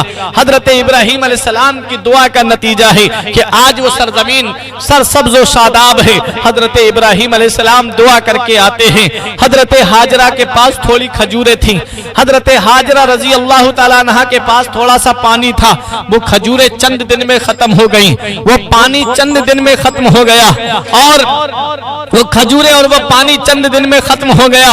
حضرت حاجرہ رضی اللہ تعالیٰ عنہ نے دیکھا کہ اسماعیل علیہ السلام کو پیاس لگی، شدت کی پیاس لگی۔ حضرت حاجرہ رضی اللہ تعالیٰ عنہ پانی کی تلاش میں دوڑی۔ آپ نے اپنے بیٹے اسماعیل علیہ السلام کو ایک جگہ لٹا دیا اور حضرت حاجرہ پانی کی تلاش میں دوڑتی ہیں، صفا اور مروہ کے درمیان دوڑ لگاتی ہیں، دوڑ لگا رہی تھی حضرت حاجرہ۔ 7 چکر لگائے آپ نے۔ اللہ تبارک و تعالیٰ کو حضرت حاجرہ کی یہ ادا اتنی پسند آئی کہ قیامت تک کے لیے اس کو نشانی بنا دیا اور قیامت تک کے لیے حاجیوں کے لیے یہ ضروری قرار دے دیا کہ جب وہ حج کرنے کے لیے جائیں تب تک ان کا حج مکمل نہیں ہوگا جب تک حضرت حاجرہ کی سنت کو زندہ نہ کریں، جب تک حضرت حاجرہ کی سنت کو تازہ نہ کریں، جب تک صفا مروہ کی دوڑ نہیں لگائیں گے تب تک ان کا حج مکمل نہیں ہوگا۔ حضرات پورا حج اللہ والوں کی یادگار ہے۔ اب فرق یہ ہے کہ سنی مسرور ہو کر کے کرتا ہے اور وہابی مجبور ہو کر کے کرتا ہے۔ پورا حج اللہ والوں کی یادگار ہے۔ کسی دن موقع ملے گا تب آپ کے سامنے میں بیان کروں گا۔ حضرت حاجرہ نے 7 چکر لگائے، اللہ کو یہ ادا اتنی پسند آئی کہ حاجیوں کے لیے یہ ضروری قرار دے دیا تب تک ان کا حج مکمل نہیں ہوگا جب تک وہ صفا اور مروہ کے درمیان دوڑ نہ لگائیں۔ حضرت حاجرہ جب 7واں چکر لگا کے واپس آ رہی تھی تو کیا دیکھتی ہیں کہ حضرت اسماعیل علیہ السلام جہاں پر لیٹے ہوئے ہیں وہاں سے پانی کا چشمہ جاری ہے، وہاں سے پانی کا چشمہ جاری ہے، وہ پانی کا چشمہ بہ رہا تھا۔ حضرت حاجرہ نے اس کی میل بنا کر کے اس سے کہا زم زم۔ حضرت حاجرہ نے جب کہا زم زم، جس کو سریانی زبان میں زمزم کہا جاتا ہے، اس کا معنی آتا ہے تھم تھم، یعنی رک جا۔ حضرت حاجرہ نے جب اس کو زمزم کہا وہ پانی وہیں پر رک گیا۔ مفسرین کرام فرماتے ہیں کہ اگر حضرت حاجرہ زمزم نہیں کہتی، مفسرین کرام نے فرمایا کہ مدینے والے مصطفیٰ نے ارشاد فرمایا ہے کہ اگر حضرت حاجرہ زمزم نہیں کہتی تو آج وہ پانی پوری دنیا میں پہنچ جاتا۔ حضرت حاجرہ نے اس پانی کو زمزم کہہ کے وہیں پر ہی روک دیا۔ حضرات اب حضرت اسماعیل علیہ السلام کی ایڑی سے پانی نکلا، وہ زمزم شریف ہے۔ اور آج زمزم شریف کی یہ خاصیت ہے کہ زمزم شریف جو ہے وہ بھوک کا بھی کام کرتا ہے اور پیاس کا بھی کام کرتا ہے۔ زمزم شریف کی خاصیت یہ ہے کہ زمزم شریف کو آپ جب پیئیں گے تو آپ کی بھوک اور پیاس دونوں کو ختم کر دیتا ہے۔ اور زمزم شریف کی یہ بھی خاصیت ہے کہ زمزم شریف کے پانی کو جس نیت سے آپ پیئیں گے، جس بیماری میں شفا کی نیت سے آپ پیئیں گے، پروردگار عالم اس بیماری سے شفا عطا فرما دیتا ہے۔ یہ زمزم شریف کی برکت ہے، یہ زمزم شریف کی خاصیت ہے۔ جس بیماری کے تعلق سے آپ پیئیں گے اللہ اپنی بی بی ہاجرہ اور اپنے بیٹے حضرت اسماعیل علیہ السلام کو ایک ایسی سرزمین پر چھوڑ کر کے آئے جہاں پر کوئی آبادی نہیں تھی، جہاں پر کوئی بستی نہیں تھی، جہاں پر کوئی سرسبز و شاداب جگہ نہیں تھی، جہاں پر کھیتی کا نام و نشان نہیں، جہاں پھل فروٹ کا نام و نشان نہیں۔ حضرت ابراہیم علیہ نبینا علیہ السلام جب وہاں سے واپس ہونے لگے تب حضرت ہاجرہ رضی اللہ تعالی عنہا نے دامن پکڑ لیا اور کہا اے میرے سرتاج، آپ ہم کو یہاں کس کے سہارے پہ چھوڑ کر کے جا رہے ہیں؟ اے میرے شوہر، آپ ہم کو یہاں پر کیوں چھوڑ کر کے جا رہے ہیں؟ حضرت ابراہیم علیہ السلام نے کوئی جواب نہیں دیا۔ پھر حضرت ہاجرہ رضی اللہ تعالی عنہا نے حضرت ابراہیم علیہ السلام کی خاموشی کو دیکھا تو کہا کہ کیا اللہ تبارک و تعالی کا حکم ہے؟ تو حضرت ابراہیم علیہ السلام نے سر ہلا کے کہا ہاں یہ پروردگار عالم کا حکم ہے۔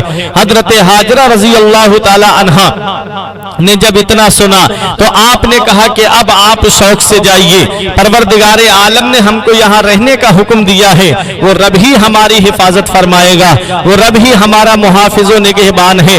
حضرت ابراہیم علیہ السلام تشریف لے جا رہے ہیں، آپ نے رب کی بارگاہ میں دعا کی اے میرے پروردگار، میں نے اپنی کچھ اولاد کو وادی غیر ذی زرع میں بسا دیا ہے، اللہم انی اسکنت من ذریتی، اے میرے پروردگار میں نے اپنی کچھ اولاد کو یہاں بسا دیا ہے، اے میرے پروردگار ایسی جگہ پہ بسایا ہے جہاں پر کوئی کھیتی نہیں ہوتی، جہاں پر کوئی پھل فروٹ نہیں ہے، مولا ایسی سرزمین پر بسایا ہے مولا جہاں پر کوئی آبادی نہیں ہے، ہر طرف پہاڑوں کے پہاڑ ہی پہاڑ ہیں، ہر طرف ببولوں کے درخت ہی نظر آ رہے ہیں۔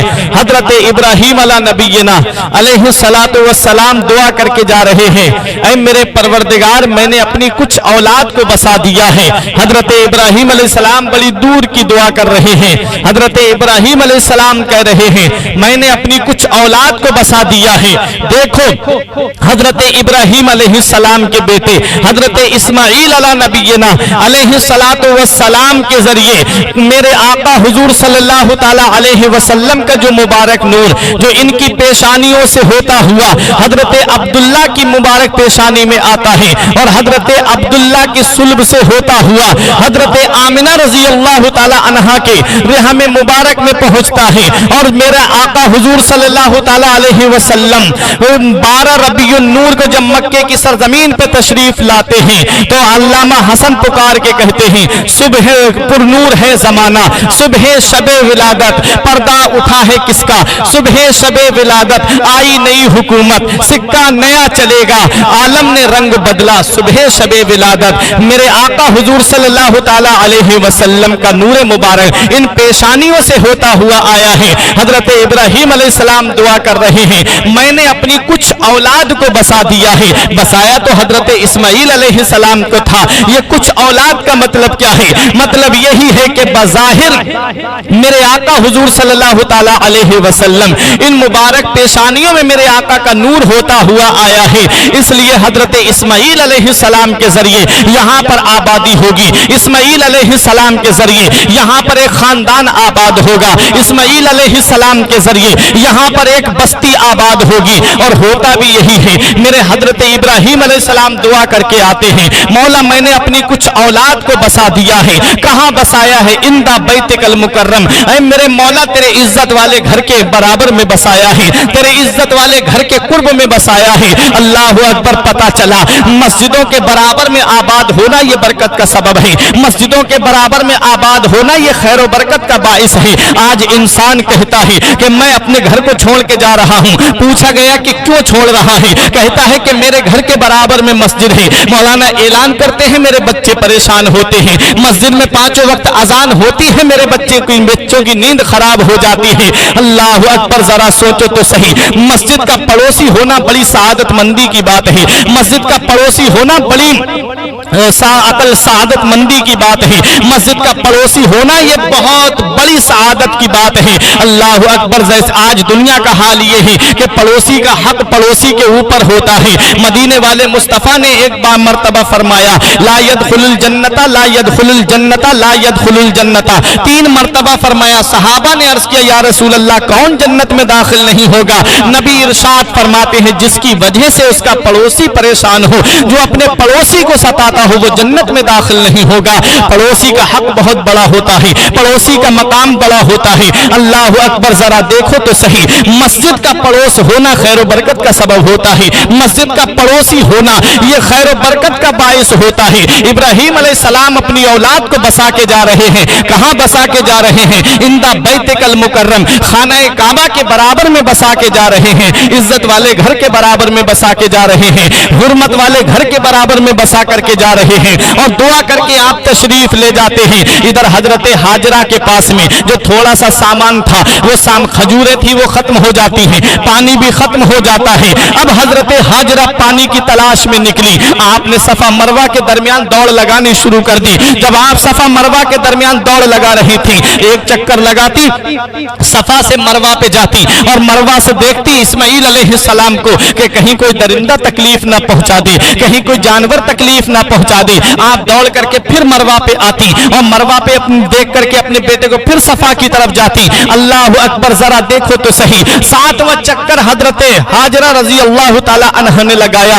उसके बाद क्या देखती है कि इस्माइल अलैहिस्सलाम एड़ी रगड़ रहे हैं।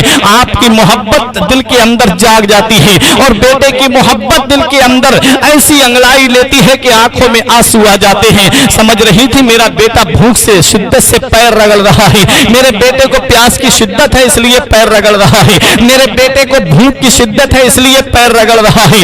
आपने समझा कि मेरा बेटा भूख और प्यास की शिद्दत की वजह से पैर रगड़ रहा है। हजरत हाजरा रजी अल्लाह ताला अन्हा जब आती है तो क्या देखती है कि जमजम शरीफ वहां से जारी हो चुका है। इस्माइल अलैहिस्सलाम ने जहां एड़ियां रगड़ी हैं वहां से पानी का चश्मा जारी हो गया। हजरत हाजरा ने उसकी मेंढ बांधते हुए कहा, जम जम, यानी रुक रुक, थम थम। हजरत मेरे आका इरशाद फरमाते हैं, हजरत हाजरा रजी अल्लाह ताला अन्हा अगर उस पानी को जमजम ना कहती, यानी रुक रुक थम थम ना कहती, तो आज वो पानी पूरी दुनिया में फैल जाता और आज हर इंसान के पास वो पानी पहुंच जाता। अल्लाह अकबर। हजरत हाजरा ने उस जगह पे मेंढ बांध करके उस पानी को वहीं पर रोक दिया। अल्लाह अकबर। वो पानी इतना बरकत वाला हो गया, वो पानी इतना मुतवर्रक हो गया, जिस पानी में हजरत इस्माइल अलैहिस्सलाम के कदम लग जाएं, एक पैगंबर के कदम से लगने वाले पानी के अंदर वो बरकत आ जाती है, वो तासीर आ जाती है कि मदीने वाले मुस्तफा इरशाद फरमाते हैं, जमजम को जिस नीयत से पियोगे जमजम उसी में फायदा देता है। अगर बीमारी से शिफा के लिए पियोगे तो जमजम बीमारी से शिफा अता फरमाता है। अगर जमजम को प्यास बुझाने के लिए पियोगे तो जमजम प्यास बुझाएगा। जमजम को भूख मिटाने के लिए पियोगे तो जमजम भूख मिटाएगा। जमजम को जिस लिए पियोगे जमजम उसी में काम करता है। हजरत गिरामी हजरत अब्दुल्ला बिन मुबारक फरमाते हैं, जब आबे जमजम को आपने पिया तो जमजम शरीफ को पीते वक्त आपने दुआ की थी, ऐ मेरे परवरदिगार, मैं इस जमजम शरीफ को इस नीयत से पी रहा हूं ताकि कयामत की तिश्नगी से बच जाऊं, ताकि कयामत की तिश्नगी मुझे न सताए। अल्लाह अकबर। ये जमजम शरीफ वो पानी है कि इसको जिस नीयत से पियोगे ये उसमें फायदा देता है। और पानियों की खासियत ये होती है कि आप उनको 2 दिन के लिए रखोगे, पानी तबद्दुली इख्तियार कर लेता है। और पानी अगर 1 महीने तक रख लिया जाए तो पानी के अंदर तब्दीली आ जाती है, बदलाव आ जाता है। लेकिन जमजम शरीफ की वो शान है, जमजम शरीफ वो पानी है कि इसको आप सालों तक रखते रहो, पानी के अंदर तब्दीली नहीं आएगी, पानी के अंदर तगय्युर नहीं आएगा। जैसा जमजम शरीफ कुएं से निकला है वैसा ही पानी रहेगा, क्योंकि उसके अंदर तगय्युर तब्दीली नहीं आती है। और जमजम शरीफ के लिए मुस्तहब है कि खड़े होकर के पिया जाए। अल्लाह अकबर। वो पानी जिसे हजरत इस्माइल अलैहिस्सलाम से निस्बत हो जाए, कदम से निस्बत हो जाए, वो पानी इतना मुतवर्रक हो जाता है कि उस पानी को खड़े होकर के पीने का हुक्म है। तो सोचो मदीने वाले मुस्तफा जिनके सदक़े में हजरत इस्माइल अलैहिस्सलाम को नबुव्वत मिली, जिनके सदक़े में हजरत इस्माइल अलैहिस्सलाम को हिल्म बुर्दबारी मिली, उस पैगंबर के ऊपर सलातो सलाम खड़े होकर के पढ़ा जाए तो इसमें शिर्क का फतवा क्यों लगाया کھایا جاتا ہے۔ اللہ اکبر، زمزم شریف وہ پانی ہے جس کو جس نیت سے پیو گے یہ اسی میں فائدہ دیتا ہے۔ حضرت ہاجرہ رضی اللہ تعالی عنہ نے اپنے بیٹے کو اپنے سینے سے لگا لیا۔ حضرت اسماعیل علیہ السلام اپنی ماں کے پاس رہ رہے ہیں، ایک قبیلہ ادھر سے گزر رہا تھا جسے قبیلہ بنی جرہم کہا جاتا ہے۔ انہوں نے وہاں پر پرندے اڑتے ہوئے دیکھے، وہاں پر انہوں نے پانی دیکھ کر چشمہ دیکھا تو حضرت ہاجرہ سے اجازت مانگی کہ ہم یہیں پر ٹھہرنا چاہتے ہیں۔ حضرت ہاجرہ نے اجازت دے دی۔ حضرات گرامی، اب وقت گزرتا گیا۔ حضرت اسماعیل علیہ السلام کی عمر شریف جب 13 سال کے قریب ہو جاتی ہے، بعض روایتوں میں آیا ہے کہ 15 کے قریب ہو جاتی ہے۔ حضرات گرامی، تب حضرت ابراہیم علیہ السلام کو ایک خواب آتا ہے۔ آپ نے خواب میں دیکھا کہ کوئی آواز دینے والا آواز دے رہا ہے کہ ابراہیم اٹھو اور اپنے رب کے لیے قربانی کرو۔ آپ صبح کو بیدار ہوتے ہیں، آپ نے 100 اونٹ راہ خدا میں قربان کر دیے۔ دوسری رات سوئے تو پھر یہی خواب آتا ہے، پھر آپ نے 100 اونٹ قربان کر دیے۔ تیسری رات پھر آپ کو یہی خواب آتا ہے۔ آپ نے عرض کیا کس چیز کو قربان کروں؟ کہا اس چیز کو قربان کرو جو تمہیں پیاری ہے، جو تمہیں عزیز ہے۔ آپ سمجھ گئے میرے بیٹے کی قربانی مجھ سے مانگی جا رہی ہے۔ حضرت اسماعیل علیہ السلام کی قربانی مانگی جا رہی ہے۔ حضرت ابراہیم علیہ السلام آتے ہیں، حضرت ہاجرہ سے کہتے ہیں میں اور میرا بیٹا ایک دعوت پہ جانا چاہ رہے ہیں، میرے بیٹے کو تیار کر دیا جائے۔ حضرت ہاجرہ نے تیار کر دیا۔ حضرت ابراہیم علیہ السلام حضرت اسماعیل علیہ السلام کو لے کر کے چلتے ہیں، ہاتھ میں رسی لی اور آستین کے اندر چھری رکھ لی۔ حضرت ابراہیم علیہ السلام جب چلے اور جب مقام منا میں پہنچے تب حضرت ابراہیم علیہ السلام نے اپنے بیٹے اسماعیل علیہ السلام سے فرمایا، پورا واقعہ قرآن کے اندر ہے لیکن اس کو بتانے سے پہلے آپ یہ سنیے کہ ابلیس لعین کے پیٹ میں درد اٹھتا ہے، وہ حضرت ہاجرہ کے پاس آتا ہے اور آ کر کے کہتا ہے ہاجرہ تمہیں پتا ہے تمہارے شوہر تمہارے لال کو کہاں لے گئے ہیں، تمہارے شوہر تمہارے بیٹے کو کہاں لے گئے ہیں؟ کہا وہ ایک دعوت پر گئے ہیں۔ کہا سنو وہ بیٹے کو قربان کرنے کے لیے لے گئے ہیں۔ حضرت ہاجرہ نے کہا کیا کوئی باپ بھی اپنے بیٹے کو قربان کرتا ہے؟ کہا ہاں انہیں اللہ نے حکم دیا ہے۔ کہا اللہ نے حکم دیا ہے تو میں کون ہوتی ہوں روکنے والی؟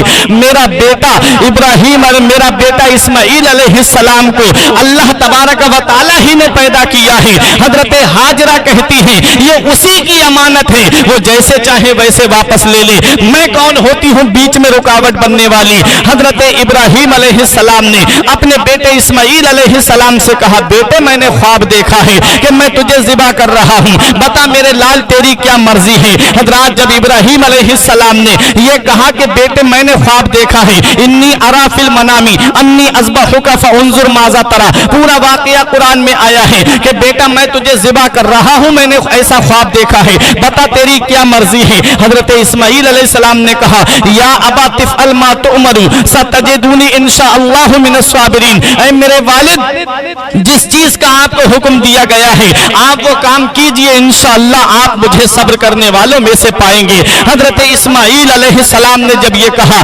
باپ بھی راضی ہے بیٹا بھی راضی ہے، شیطان کے پیٹ میں درد ہو رہا ہے، شیطان نے راستے میں بہکانا چاہا تھا، شیطان نے حضرت ہاجرہ سے کہا کہ تمہارے بیٹے کو قربان کرنے کے لیے لے گئے ہیں، وہاں پر داؤ نہیں چلا۔ اسماعیل علیہ السلام سے کہا راستے میں کہ تمہارے والد تمہیں قربان کرنے کے لیے لے جا رہے ہیں، تب حضرت اسماعیل علیہ السلام نے کہا یہ ایک جان کیا ہے، اگر ہزاروں جانیں ہوں تب بھی اس رب کی راہ میں قربان ہوتا ہوا چلا جاؤں گا۔ حضرت ابراہیم علیہ السلام سے کہا اے ابراہیم تم نے ایک خواب کو سچا سمجھ لیا ہے، خواب جھوٹے بھی تو ہوتے ہیں۔ حضرت ابراہیم علیہ السلام نے کنکریاں اٹھائیں، 7 کنکریاں اٹھا کر کے اور ابلیس کے ماری اور فرمایا کہ نبی کا خواب جھوٹا نہیں ہوتا ہے بلکہ نبی کا خواب وحی الہی ہوتا ہے، مردود دور ہو جا۔ شیطان کے کنکری ماری، اللہ کو یہ ادا اتنی پسند آئی، اتنی پسند آئی کہ قیامت تک حج کرنے والوں کے لیے یہ ضروری قرار دے دیا کہ جب وہ حج کرنے کے لیے جائیں تب تک ان کا حج مکمل نہیں ہوگا جب تک وہ شیطان کو کنکری نہیں مار لیں گے۔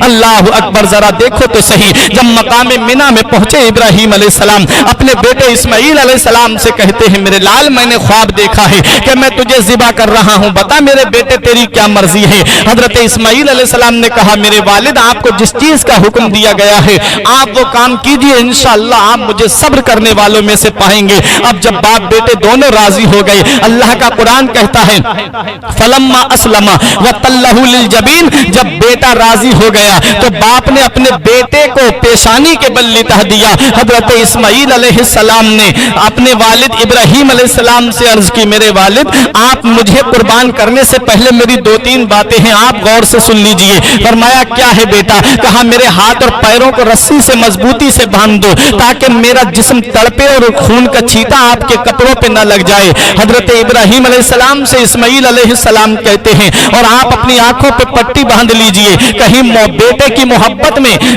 کی محبت میں آپ اس سعادت عظما سے اپنے ہاتھ کو نہ روک دیں۔ حضرت ابراہیم علیہ السلام نے کہا بیٹا اور؟ کہا تیسری بات میری یہ ہے کہ میرا خون میں آلود کرتا میری امی کو دے دینا تاکہ وہ اس کو دیکھ کر کے اپنے دل کو سکون پہنچا لیا کریں گے، جب بھی ان کو بیٹے کی یاد آئے گی تو وہ اس کرتے کو دیکھ کر کے اپنے دل کو سکون پہنچا لیا کریں گے۔ حضرت ابراہیم علیہ السلام نے فرمایا بیٹا مجھے منظور ہے۔ حضرت اسماعیل علیہ السلام کو پیشانی کے بل لٹا دیا۔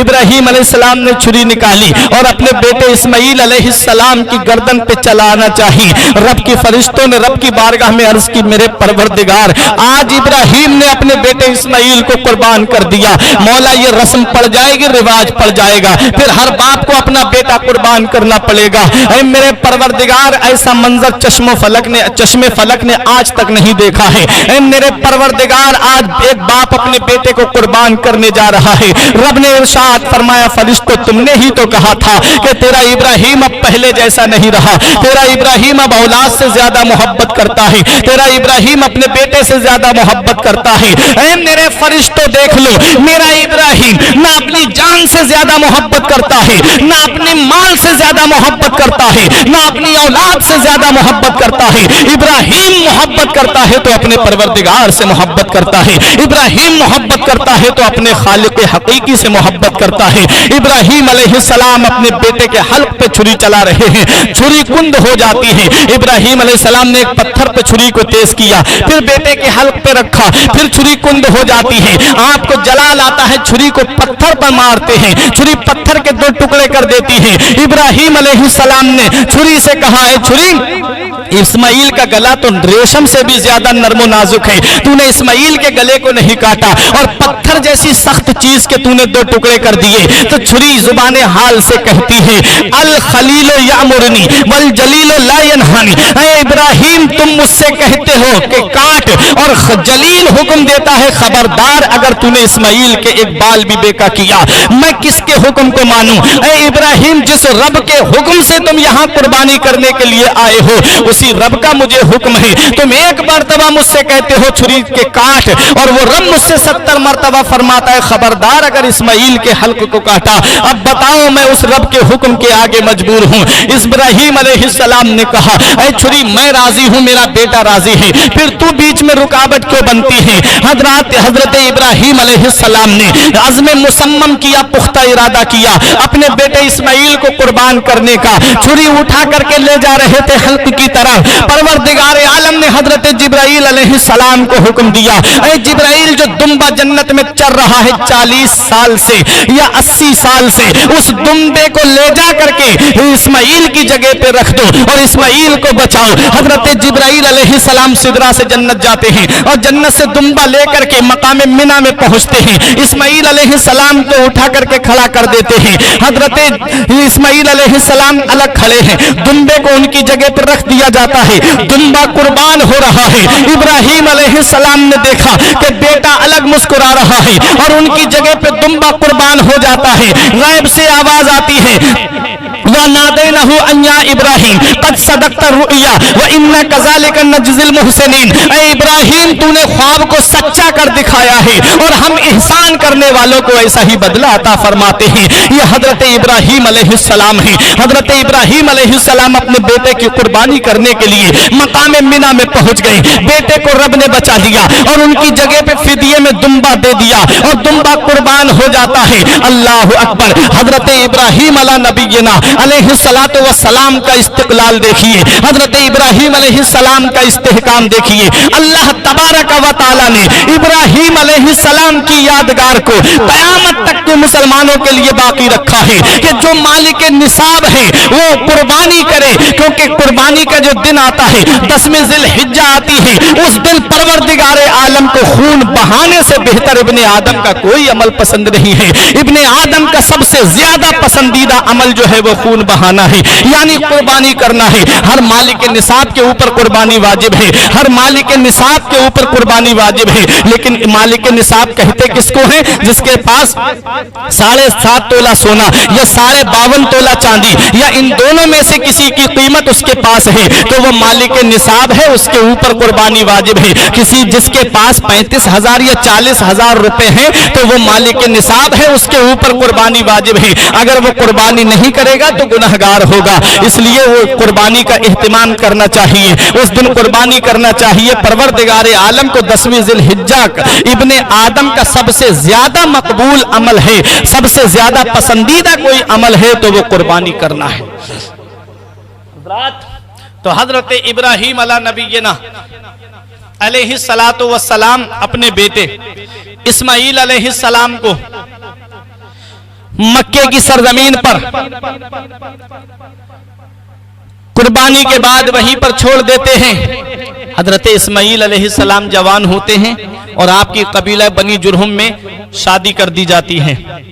एक बार इब्राहीम अलैहिस्सलाम आए, इस्माईल अलैहिस्सलाम घर पर मौजूद नहीं थे, आप शिकार के लिए गए हुए थे। इब्राहीम अलैहिस्सलाम ने पूछा इस्माईल कहाँ हैं?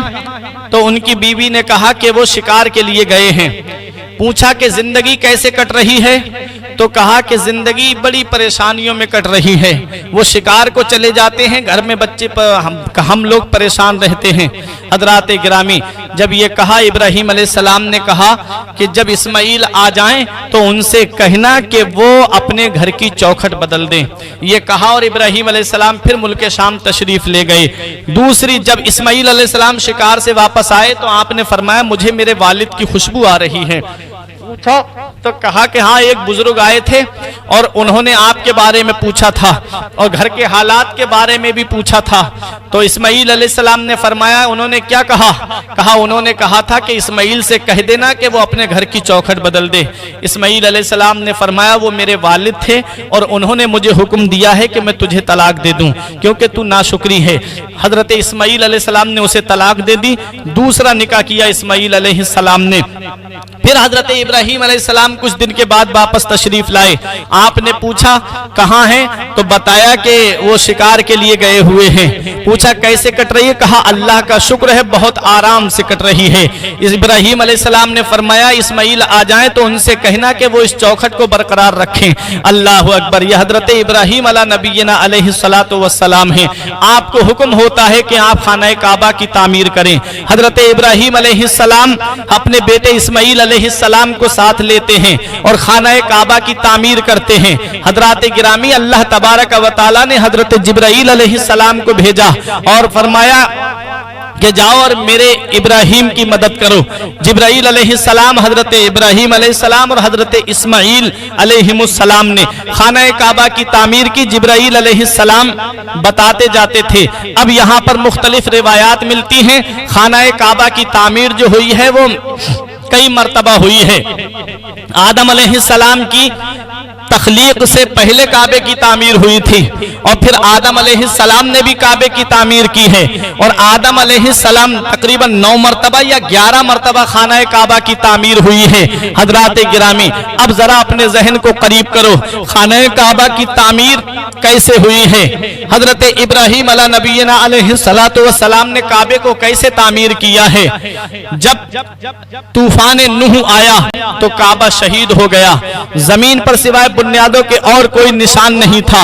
हजरे असवद को फरिश्तों ने उठा करके अबू कुबैस पहाड़ी के अंदर छिपा दिया था। अब जब इब्राहिम अलैहिस्सलाम ने काबे की तामीर करनी चाही तो रब की बारगाह में अर्ज की, मेरे परवरदिगार मैं काबे की तामीर कहां से करूं? हजरात गिरामी, तो गैब से एक बादल आता है और आकर के जहां काबे की हुदूद थी वहां पर साया फिगन हो जाता है। हजरत इब्राहिम अलैहिस्सलाम ने समझ लिया कि यहां काबा तामीर करना है। परवरदिगार आलम ने उस बादल को ये इनाम अता फरमाया कि बादल को हुक्म दिया कि ऐ बादल, जैसे तू काबे के साए में साया फिगन हो गया है, ऐसे ही तुझे ये इनाम मिलता है कि जब मेरा महबूब मक्के की सरजमीन पर आए तो जहां जहां मेरा महबूब जाए तू उसके ऊपर साया फिगन होता हुआ जाना, तू उसके ऊपर साया करते हुए जाना। वो बादल का टुकड़ा मदीने वाले मुस्तफा पे साया करता हुआ चलता था हजरात। और एक रिवायत में आता है कि काबे की तामीर के लिए परवरदिगार आलम जो जगह थी उस जगह को बताने के लिए परवरदिगार आलम ने एक मकड़ी को पैदा फरमाया और वो मकड़ी जहां जहां जाती थी वहां पर रोशनी होती थी। काबे की बुनियादें उसके जरिए पता चल गईं और मकड़ी को अल्लाह ताला ने ये इनाम अता फरमाया, ये इनाम अता फरमाया, हुक्म दिया कि जब मेरा महबूब मक्के से हिजरत करके मदीने को तशरीफ ले जाए और जब वो गारे सौर के अंदर बैठे तो मकड़ी को हुक्म दिया था कि तुझे ये इनाम दिया जाता है कि तू मेरे महबूब के लिए गार के दरवाजे पे जाला तान देना, जाला बुन देना। हजरात गिरामी, एक रिवायत में है कि एक बिजली, चमकदार कड़कदार बिजली आई और आकर के उस जगह पर गिरी जहां पर खाना काबा की तामीर है और उस जगह को चमकदार बना दिया जहां जहां काबे की बुनियादें थी। हजरात गिरामी, अल मुख्तसर ये कि काबे की तामीर हो रही है। हजरत इस्माइल अलैहिस्सलाम गारा लेकर के आते, इस्माइल अलैहिस्सलाम पत्थर लेकर के आते। काबे की तामीर में 5 पहाड़ों के पत्थर लगे हैं, 5 पहाड़ों के पत्थर काबे की तामीर में है। कोहे जूदी का पत्थर काबे की तामीर में है, कोहे लुबनान का पत्थर काबे की तामीर में है, कोहे हिरा का पत्थर काबे की तामीर में है, कोहे तूरे सीना का पत्थर काबे की तामीर में है, कोहे हिरा का पत्थर काबे की तामीर में है। 5 पहाड़ों के पत्थर काबे की तामीर में लगे हैं। ये 5 पहाड़ों ही के पत्थर काबे की तामीर में क्यों लगे? पहाड़ तो दुनिया में और भी हैं, बड़े बड़े पहाड़ दुनिया में हैं, लेकिन इन्हीं 5 पहाड़ों के पत्थर काबे की तामीर में क्यों लगे? तो सुनो, इन 5 पहाड़ों को अल्लाह के मुकद्दस बंदों से निस्बत है, अल्लाह के मुकद्दस नेक बंदों से निस्बत है, इसलिए इन 5 पहाड़ों के पत्थर काबे की तामीर में लगे। जैसे कि कोहे हिरा को निस्बत हजरत आदम अला नबीना अलैहिस्सलातु वस्सलाम से है, जो लंका में पहाड़ है। हजरत आदम अलैहिस्सलाम उसी पहाड़ के ऊपर तशरीफ लाए थे। और कोहे सीना को भी निस्बत, कोहे सीना को भी निस्बत है, कोहे जूदी को भी निस्बत पैगंबर से है। हजरत सुलेमान अलैहिस्सलाम की कश्ती जूदी पहाड़ी से लगी थी। हजरत मूसा अलैहिस्सलाम को आग जो मिली थी वो तूरे सीना पे जाकर के मिली थी। तूरे के कोहे तूर जो है हजरत मूसा अला नबीना अलैहिस्सलातु वस्सलाम से उसको निस्बत है। इसलिए इन 5 पहाड़ों को अल्लाह के मुकद्दस नेक बंदों से निस्बत है। इसलिए इन 5 पहाड़ों के पत्थर काबे की तामीर में लगाए गए। कोहे सीना का पत्थर काबे की तामीर में, कोहे जीना का पत्थर काबे की तामीर में, कोहे जूदी का पत्थर काबे की तामीर में, कोहे हिरा का पत्थर काबे की तामीर में, कोहे लुबनान का पत्थर काबे की तामीर में। 5 पहाड़ों के पत्थर काबे की तामीर में क्यों लगे? पहाड़ तो दुनिया में और भी हैं, इन्हीं 5 पहाड़ों के पत्थरों को काबे की तामीर में क्यों लगाया गया? तो सुनो प्यारे मुसलमानों, खाना काबा की तामीर होने के बाद में परवरदिगार आलम ने इस उम्मत के ऊपर जो 5 वक्त की नमाज फर्ज की है, परवरदिगार आलम ने 5 वक्त की नमाज तो मुसलमानों के ऊपर फर्ज की है। जो भी मुसलमान खुशू और हुजू के साथ में 5 वक्त की नमाज पढ़ेगा, परवरदिगार आलम उसको 5 पहाड़ों के बराबर सवाब अता फरमाएगा। इसलिए 5 पहाड़ों के पत्थर काबे की तामीर में लगे।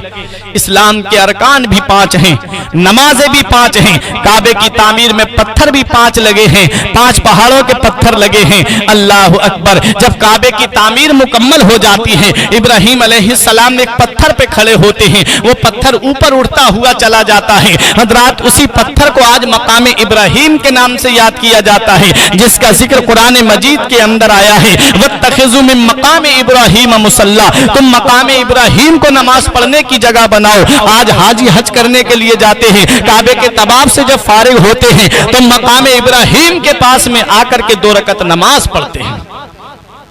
ये वही पत्थर है जिसके ऊपर खड़े होकर के इब्राहीम अलैहिस्सलाम ने काबे की तामीर की थी।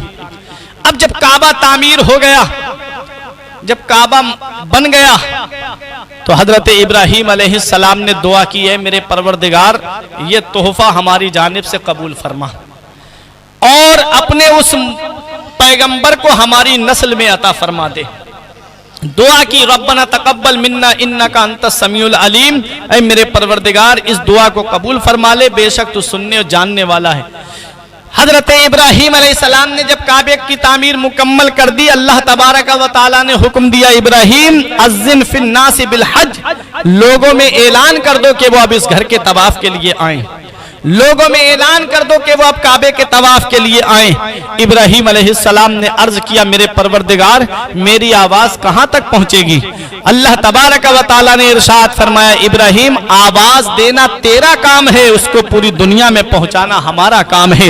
इब्राहीम अलैहिस्सलाम उसी पत्थर पे खड़े होते हैं, वो पत्थर बुलंद होता चला जाता है, यहां तक कि वो पहाड़ की मिस्ल बुलंद हो जाता है। इब्राहीम अलैहिस्सलाम ने आवाज लगाई, ऐ लोगों अल्लाह का हुक्म है हज करने के लिए आओ, ऐ लोगों अल्लाह का हुक्म है काबे के तवाफ के लिए आओ। इब्राहीम अलैहिस्सलाम ने जब ये आवाज दी, हजरात गिरामी, अल्लाह तबारक व तआला ने इस आवाज को पूरी दुनिया में पहुंचा दिया और पूरी दुनिया के लोगों ने इस आवाज को सुना। जो माँ के शिकम में थे वो माँ के शिकम से आवाज दे रहे थे, लब्बैका अल्लाहुम्मा लब्बैका। जो बाप की सुल्ब में थे वो बाप की सुल्बों से आवाज दे रहे थे, लब्बैका अल्लाहुम्मा लब्बैका। हजरात गिरामी, आज का बदअकीदा हमसे ये सवाल करता है कि तुम यहाँ से हिंदुस्तान से खड़े होकर के नबी पे सलाम पढ़ते हो, क्या तुम्हारे नबी सलाम सुनते हैं? हजरात गिरामी, आज तो समझाने के लिए बहुत सारे आलात मौजूद हैं। आपने देखा होगा कि जब कहीं पर लाइव टेलीकास्ट होता है, कहीं पर लाइव प्रोग्राम चलता है, तो चलता वो प्रोग्राम बरेली में है और उसे सुना पूरी दुनिया में जाता है। वो प्रोग्राम चलता तो पीलीभीत में है, लेकिन उस प्रोग्राम को पूरी दुनिया में लाइव देखा जाता है। कैसे यहाँ पीलीभीत की आवाज पूरी दुनिया में पहुंच रही है? आज इन आलात के ऊपर तो इंसान का अकीदा है, वो परवरदिगारे आलम जिसने सारी कायनात को पैदा फरमाया, जिसने इन आलात को पैदा फरमाया, जिसने इंसान को ये दिमाग अता फरमाया कि वो ऐसी चीजें ईजाद कर दे, उस रब तबारक व तआला की जात पे भरोसा नहीं है। इब्राहीम अलैहिस्सलाम आवाज लगा रहे हैं, आपकी आवाज को अल्लाह ने पूरी दुनिया में पहुंचा दिया है।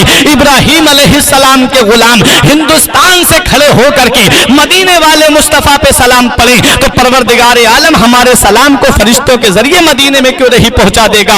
यकीनन हमारे सलाम को मदीना मुनव्वरा पहुंचाया जाता है। तभी तो मेरा इमाम पुकार के कहता है, हम यहां से पुकारे वहां वो सुने, मुस्तफा की समाअत पे लाखों सलाम, दूरों नजदीक के सुनने वाले वो कान, काने लाले करामत पे लाखों सलाम। मेरे आका इरशाद फरमाते हैं, मेरा कोई भी उम्मती जब मुझ पर रस्मी तौर पे दुरूद पाक पढ़ता है, उसके दुरूद को फरिश्ते मेरी बारगाह में लेकर के आते हैं। और जब मेरा आशिक, जब मेरा दीवाना, जब मुझसे सच्ची मोहब्बत करने वाला सच्चे दिल से मुझ पे दुरूद पढ़ता है, उसके दुरूद को मैं खुद अपने कानों से समाअत करता हूँ, मैं उसके दुरूद को खुद अपने मुकद्दस कानों से सुनता हूँ। मेरा इमाम पुकार के कहता है, दूर और नजदीक के सुनने वाले वो कान, काने लाले करामत पे लाखों सलाम, हम यहाँ से पुकारे वहां वो सुने, मुस्तफा की समाअत पे लाखों सलाम।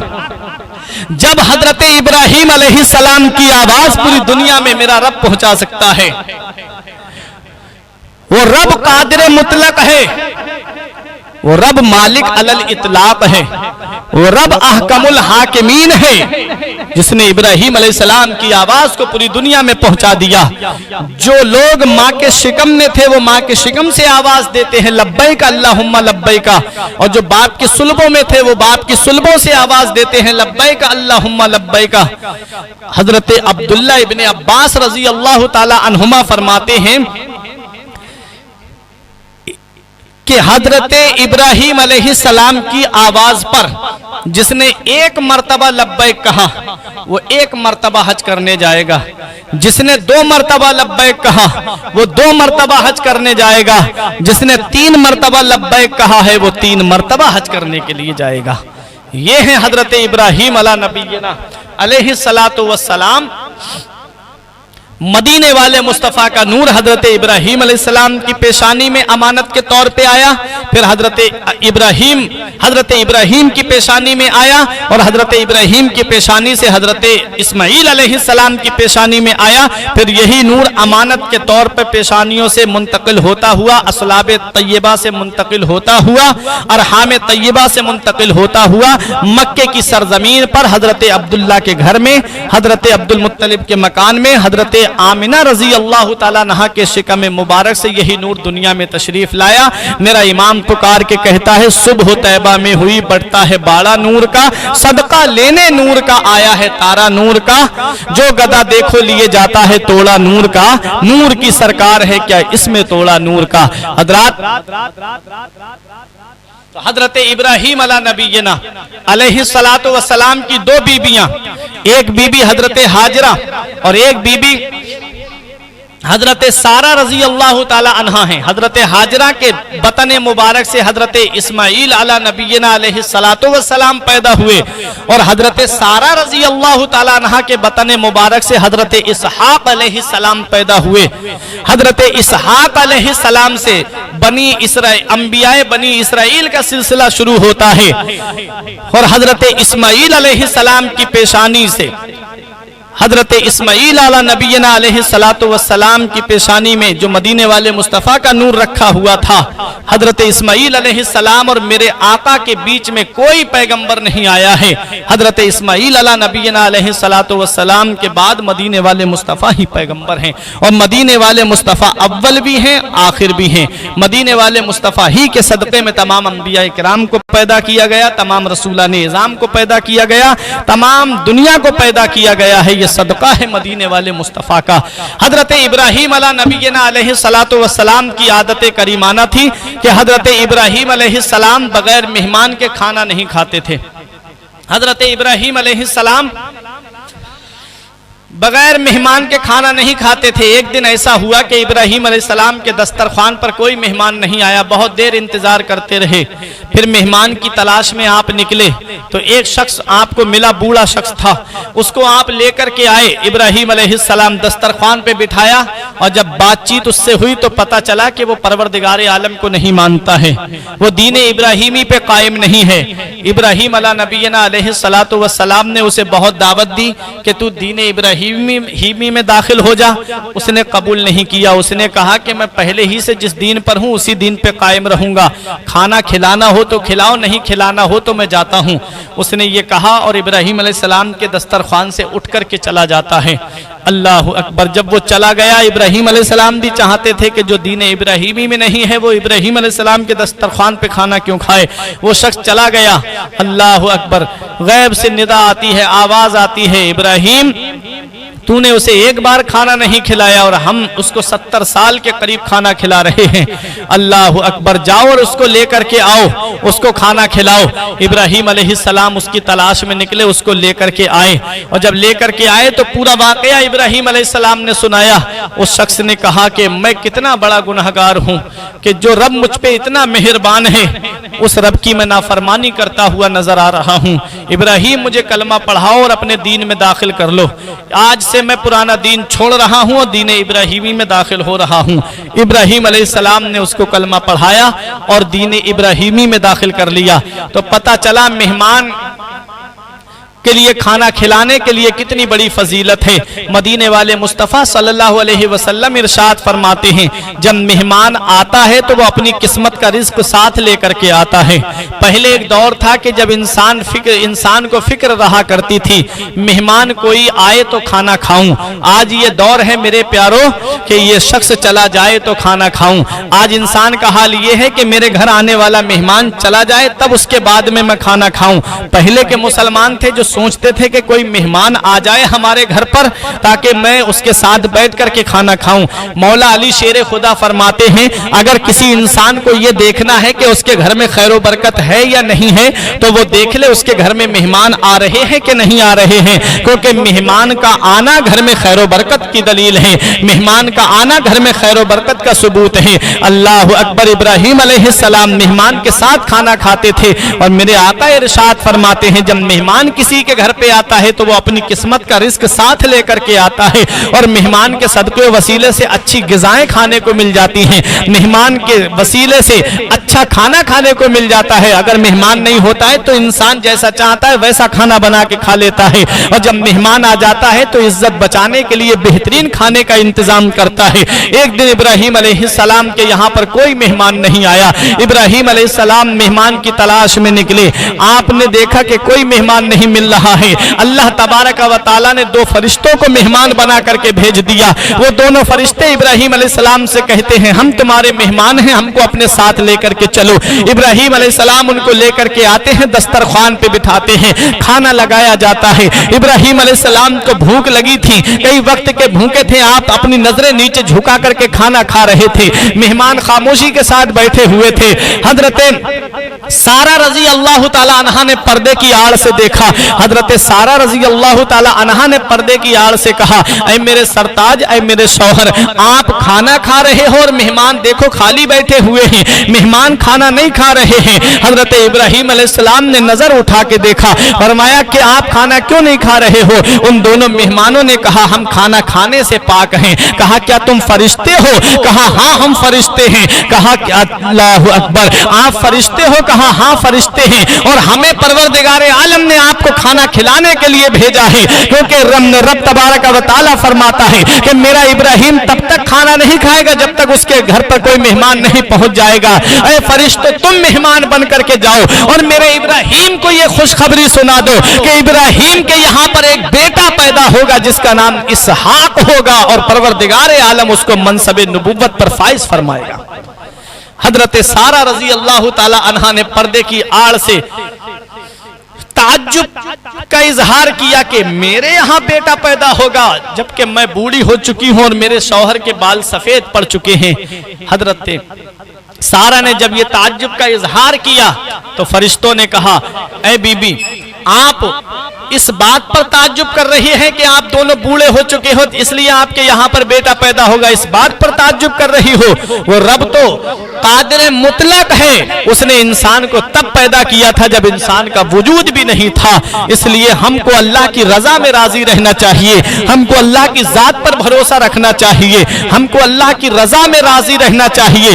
راضی برضا رہنے والوں کے لیے پروردگار عالم بہترین بدلہ عطا فرماتا ہے، بہترین انعام عطا فرماتا ہے۔ آج شادی کے 2-3 سال ہو جائیں اور اگر بھائی انسان کے یہاں پر بچہ نہ ہو تو وہ بیوی کو تانا مارنا شروع کر دیتے ہیں، وہ بیویوں کو تانا دینا شروع کر دیتے ہیں کہ کیسی آئی ہے، اس کی وجہ سے گھر میں کوئی اولاد نہیں ہے، اس کی وجہ سے گھر میں کوئی خوشخبری کی کوئی خوشخبری بھی سننے کو نہیں مل رہی ہے۔ اللہ اکبر، 2-3 سال کے بعد بھی عورتوں کو تانا دیا جانا شروع ہو جاتا ہے۔ یاد رکھو پروردگار قرآن میں ارشاد فرماتا ہے، میرا رب ارشاد فرماتا ہے یہاں بولے من یشاء اناسوں و یہاں بولے من یشاء ذکور، اللہ جسے چاہتا ہے بیٹے عطا بیٹیاں عطا فرماتا ہے، اللہ جسے چاہتا ہے بیٹے عطا فرماتا ہے، اور یزوجہم ذکرانا و اناسا، یا اللہ ان کو دونوں عطا فرماتا ہے، بیٹے اور بیٹیاں دونوں عطا فرماتا ہے، اور اللہ جسے چاہتا ہے اسے بانج بنا دیتا ہے۔ یہ تو اللہ کے دستے قدرت میں ہے، بیٹا دینا اللہ کے دستے قدرت میں ہے، اولاد دینا اللہ کے دستے قدرت میں ہے، اس لیے ہم نے اس رب کی ذات پر بھروسہ رکھنا چاہیے، اس رب کی ذات پر توکل رکھنا چاہیے، اور اس رب نے تب انسان کو پیدا کیا تھا جب انسان کا وجود بھی نہیں تھا۔ حضرت عیسیٰ علیہ السلام کو بغیر باپ کے پیدا فرمایا، حضرت آدم علیہ السلام کو بغیر ماں باپ کے پیدا فرمایا۔ وہ رب قادر مطلق ہے، وہ رب چاہے تو بڑھاپے میں اولاد عطا فرما دے، وہ رب چاہے تو جوانی میں اولاد عطا فرما دے، اس لیے ہم کو اس رب کی ذات پر بھروسہ رکھنا چاہیے، ہم کو اس رب کی ذات پر توکل رکھنا چاہیے، کیونکہ اولاد دینا اللہ کے دستے قدرت میں ہے۔ اس رب کی بارگاہ میں جھکو، مسجدوں میں آؤ، رو رو کر کے اس رب کی بارگاہ میں دعائیں کرو، وہ رب تبارک و تعالیٰ تمہارے گھر میں خوشیاں بھر دے گا۔ تم اس رب کی بارگاہ میں جھکو تو صحیح، لیکن تم نے ڈاکٹروں کی ذات پہ بھروسہ رکھا، تم نے نرسوں کے کہنے پہ بھروسہ رکھا، تم نے آج دنیاوی مشینوں کے اوپر بھروسہ رکھا، اس رب کی بارگاہ میں سر کو نہیں جھکایا جس رب نے ان ڈاکٹروں کو پیدا کیا، اس رب کی بارگاہ میں نہیں جھکے جس رب نے ان نرسوں کو پیدا پیدا کیا اس رب کی بارگاہ میں نہیں جھکے جس رب نے انسان کے اندر یہ دماغ دیا کہ وہ ایسی مشینیں ایجاد کرے جس کے ذریعے انسان کے پیٹ میں کیا ہے وہ بتا دے، تمام بیماریاں بتانے والی مشین انسان نے بنائی ہے، تو اس انسان کو جو دماغ دیا ہے اس رب نے دیا ہے، اس رب کی بارگاہ میں جھکو جو احکم الحاکمین ہے، اس رب کی بارگاہ میں جھکو جو مالک علی الاطلاق ہے، اس رب کی بارگاہ میں جھکو جو مدبر حقیقی ہے، اس رب کی بارگاہ میں جھکو جو احکم الحاکمین ہے۔ وہ رب چاہے تو ذرے کو آفتاب بنا دے، وہ رب چاہے تو قطرے کو دریا بنا دے، وہ وہی رب ہے جو دوش ہوا کو جو غبار کو دوش ہوا پر مقرر فرماتا ہے، وہ رب ہے جس نے حضرت یوسف علیہ السلام کو کنویں میں محفوظ رکھا، وہ میرا رب ہے جس نے غار ثور میں اپنے محبوب کی حفاظت فرمائی، وہ میرا پروردگار ہے جس نے آگ کے اندر حضرت اسماعیل ابراہیم علیہ السلام کو آگ سے محفوظ رکھا، وہ میرا پروردگار ہے جس نے حضرت ابراہیم علیہ السلام کی چھری سے حضرت اسماعیل علیہ السلام کی حفاظت فرمائی۔ اس رب کی ذات پر بھروسہ رکھو، جھک جاؤ اس رب کی بارگاہ میں، آ جاؤ اپنے رب کی بارگاہ میں، رو رو کر کے دعائیں کرو، میرے پروردگار ہم سے جو گناہ ہوئے ہیں، میرے مولا ہم سے جو خطائیں ہوئی ہیں، مولا ہم اپنے خطاؤں کی گناہوں کی معافی چاہتے ہیں، میرے پروردگار عالم میری دعا کو قبول فرما لے، میرے مولا میری خطاؤں کو معاف فرما دے۔ وہ رب ارحم الراحمین ہے، میرا رب غفور و رحیم ہے، میرا رب تمہیں بخش دے گا اور میرا رب تم کو نیک اولاد عطا فرما دے گا۔ اس رب کی بارگاہ میں جھکو جو رب تمام جہانوں کا پروردگار ہے، اس رب کی بارگاہ میں جھکو جس نے ساری کائنات کو پیدا کیا ہے، پروردگار عالم کی بارگاہ میں جھکو گے، میرے رب کی بارگاہ میں آ کر کے رو رو کر دعائیں مانگو گے، معافی مانگو گے اپنے گناہوں سے، اور اپنا رب کی بارگاہ میں جھک کر کے یہ عرض کرو گے رب حبلی من الصالحین، میرے پروردگار ہم کو نیک اولاد عطا فرما دے، میرا رب تم کو نیک اولاد عطا فرما دے۔ اس لیے اپنے رب کی بارگاہ میں جھکو۔ مہمان کا آنا برکت کی نشانی ہے، مہمان جس گھر میں آتا ہے اس گھر میں خیر و برکت لے کر کے آتا ہے، مہمان جس گھر میں آتا ہے وہ خیر و برکت کا سبب ہوتا ہے۔ مولا علی شیر خدا نے فرمایا جس کو یہ دیکھنا ہو کہ میرے گھر میں برکت ہے یا نہیں ہے، وہ اپنے گھر میں دیکھ لے کہ مہمانوں کا آنا جانا لگا ہوا ہے کہ نہیں ہے، اگر مہمانوں کا آنا جانا ہے اس کے یہاں پر تو اس کے گھر میں خیر و برکت ہے۔ میں نے حضرت ابراہیم علیہ السلام، حضرت اسماعیل علیہ السلام کا واقعہ بیان کیا، میرے بیان کرنے میں سبقت لسانی کی وجہ سے یا بتقاضۂ بشریت کوئی غلطی ہو گئی ہو، میں توبہ کرتا ہوں، استغفر اللہ ربی من کل ذنب و اتوب الیہ۔ کلمہ طیب پڑھنے لا الہ الا اللہ محمد رسول اللہ صلی اللہ علیہ وسلم۔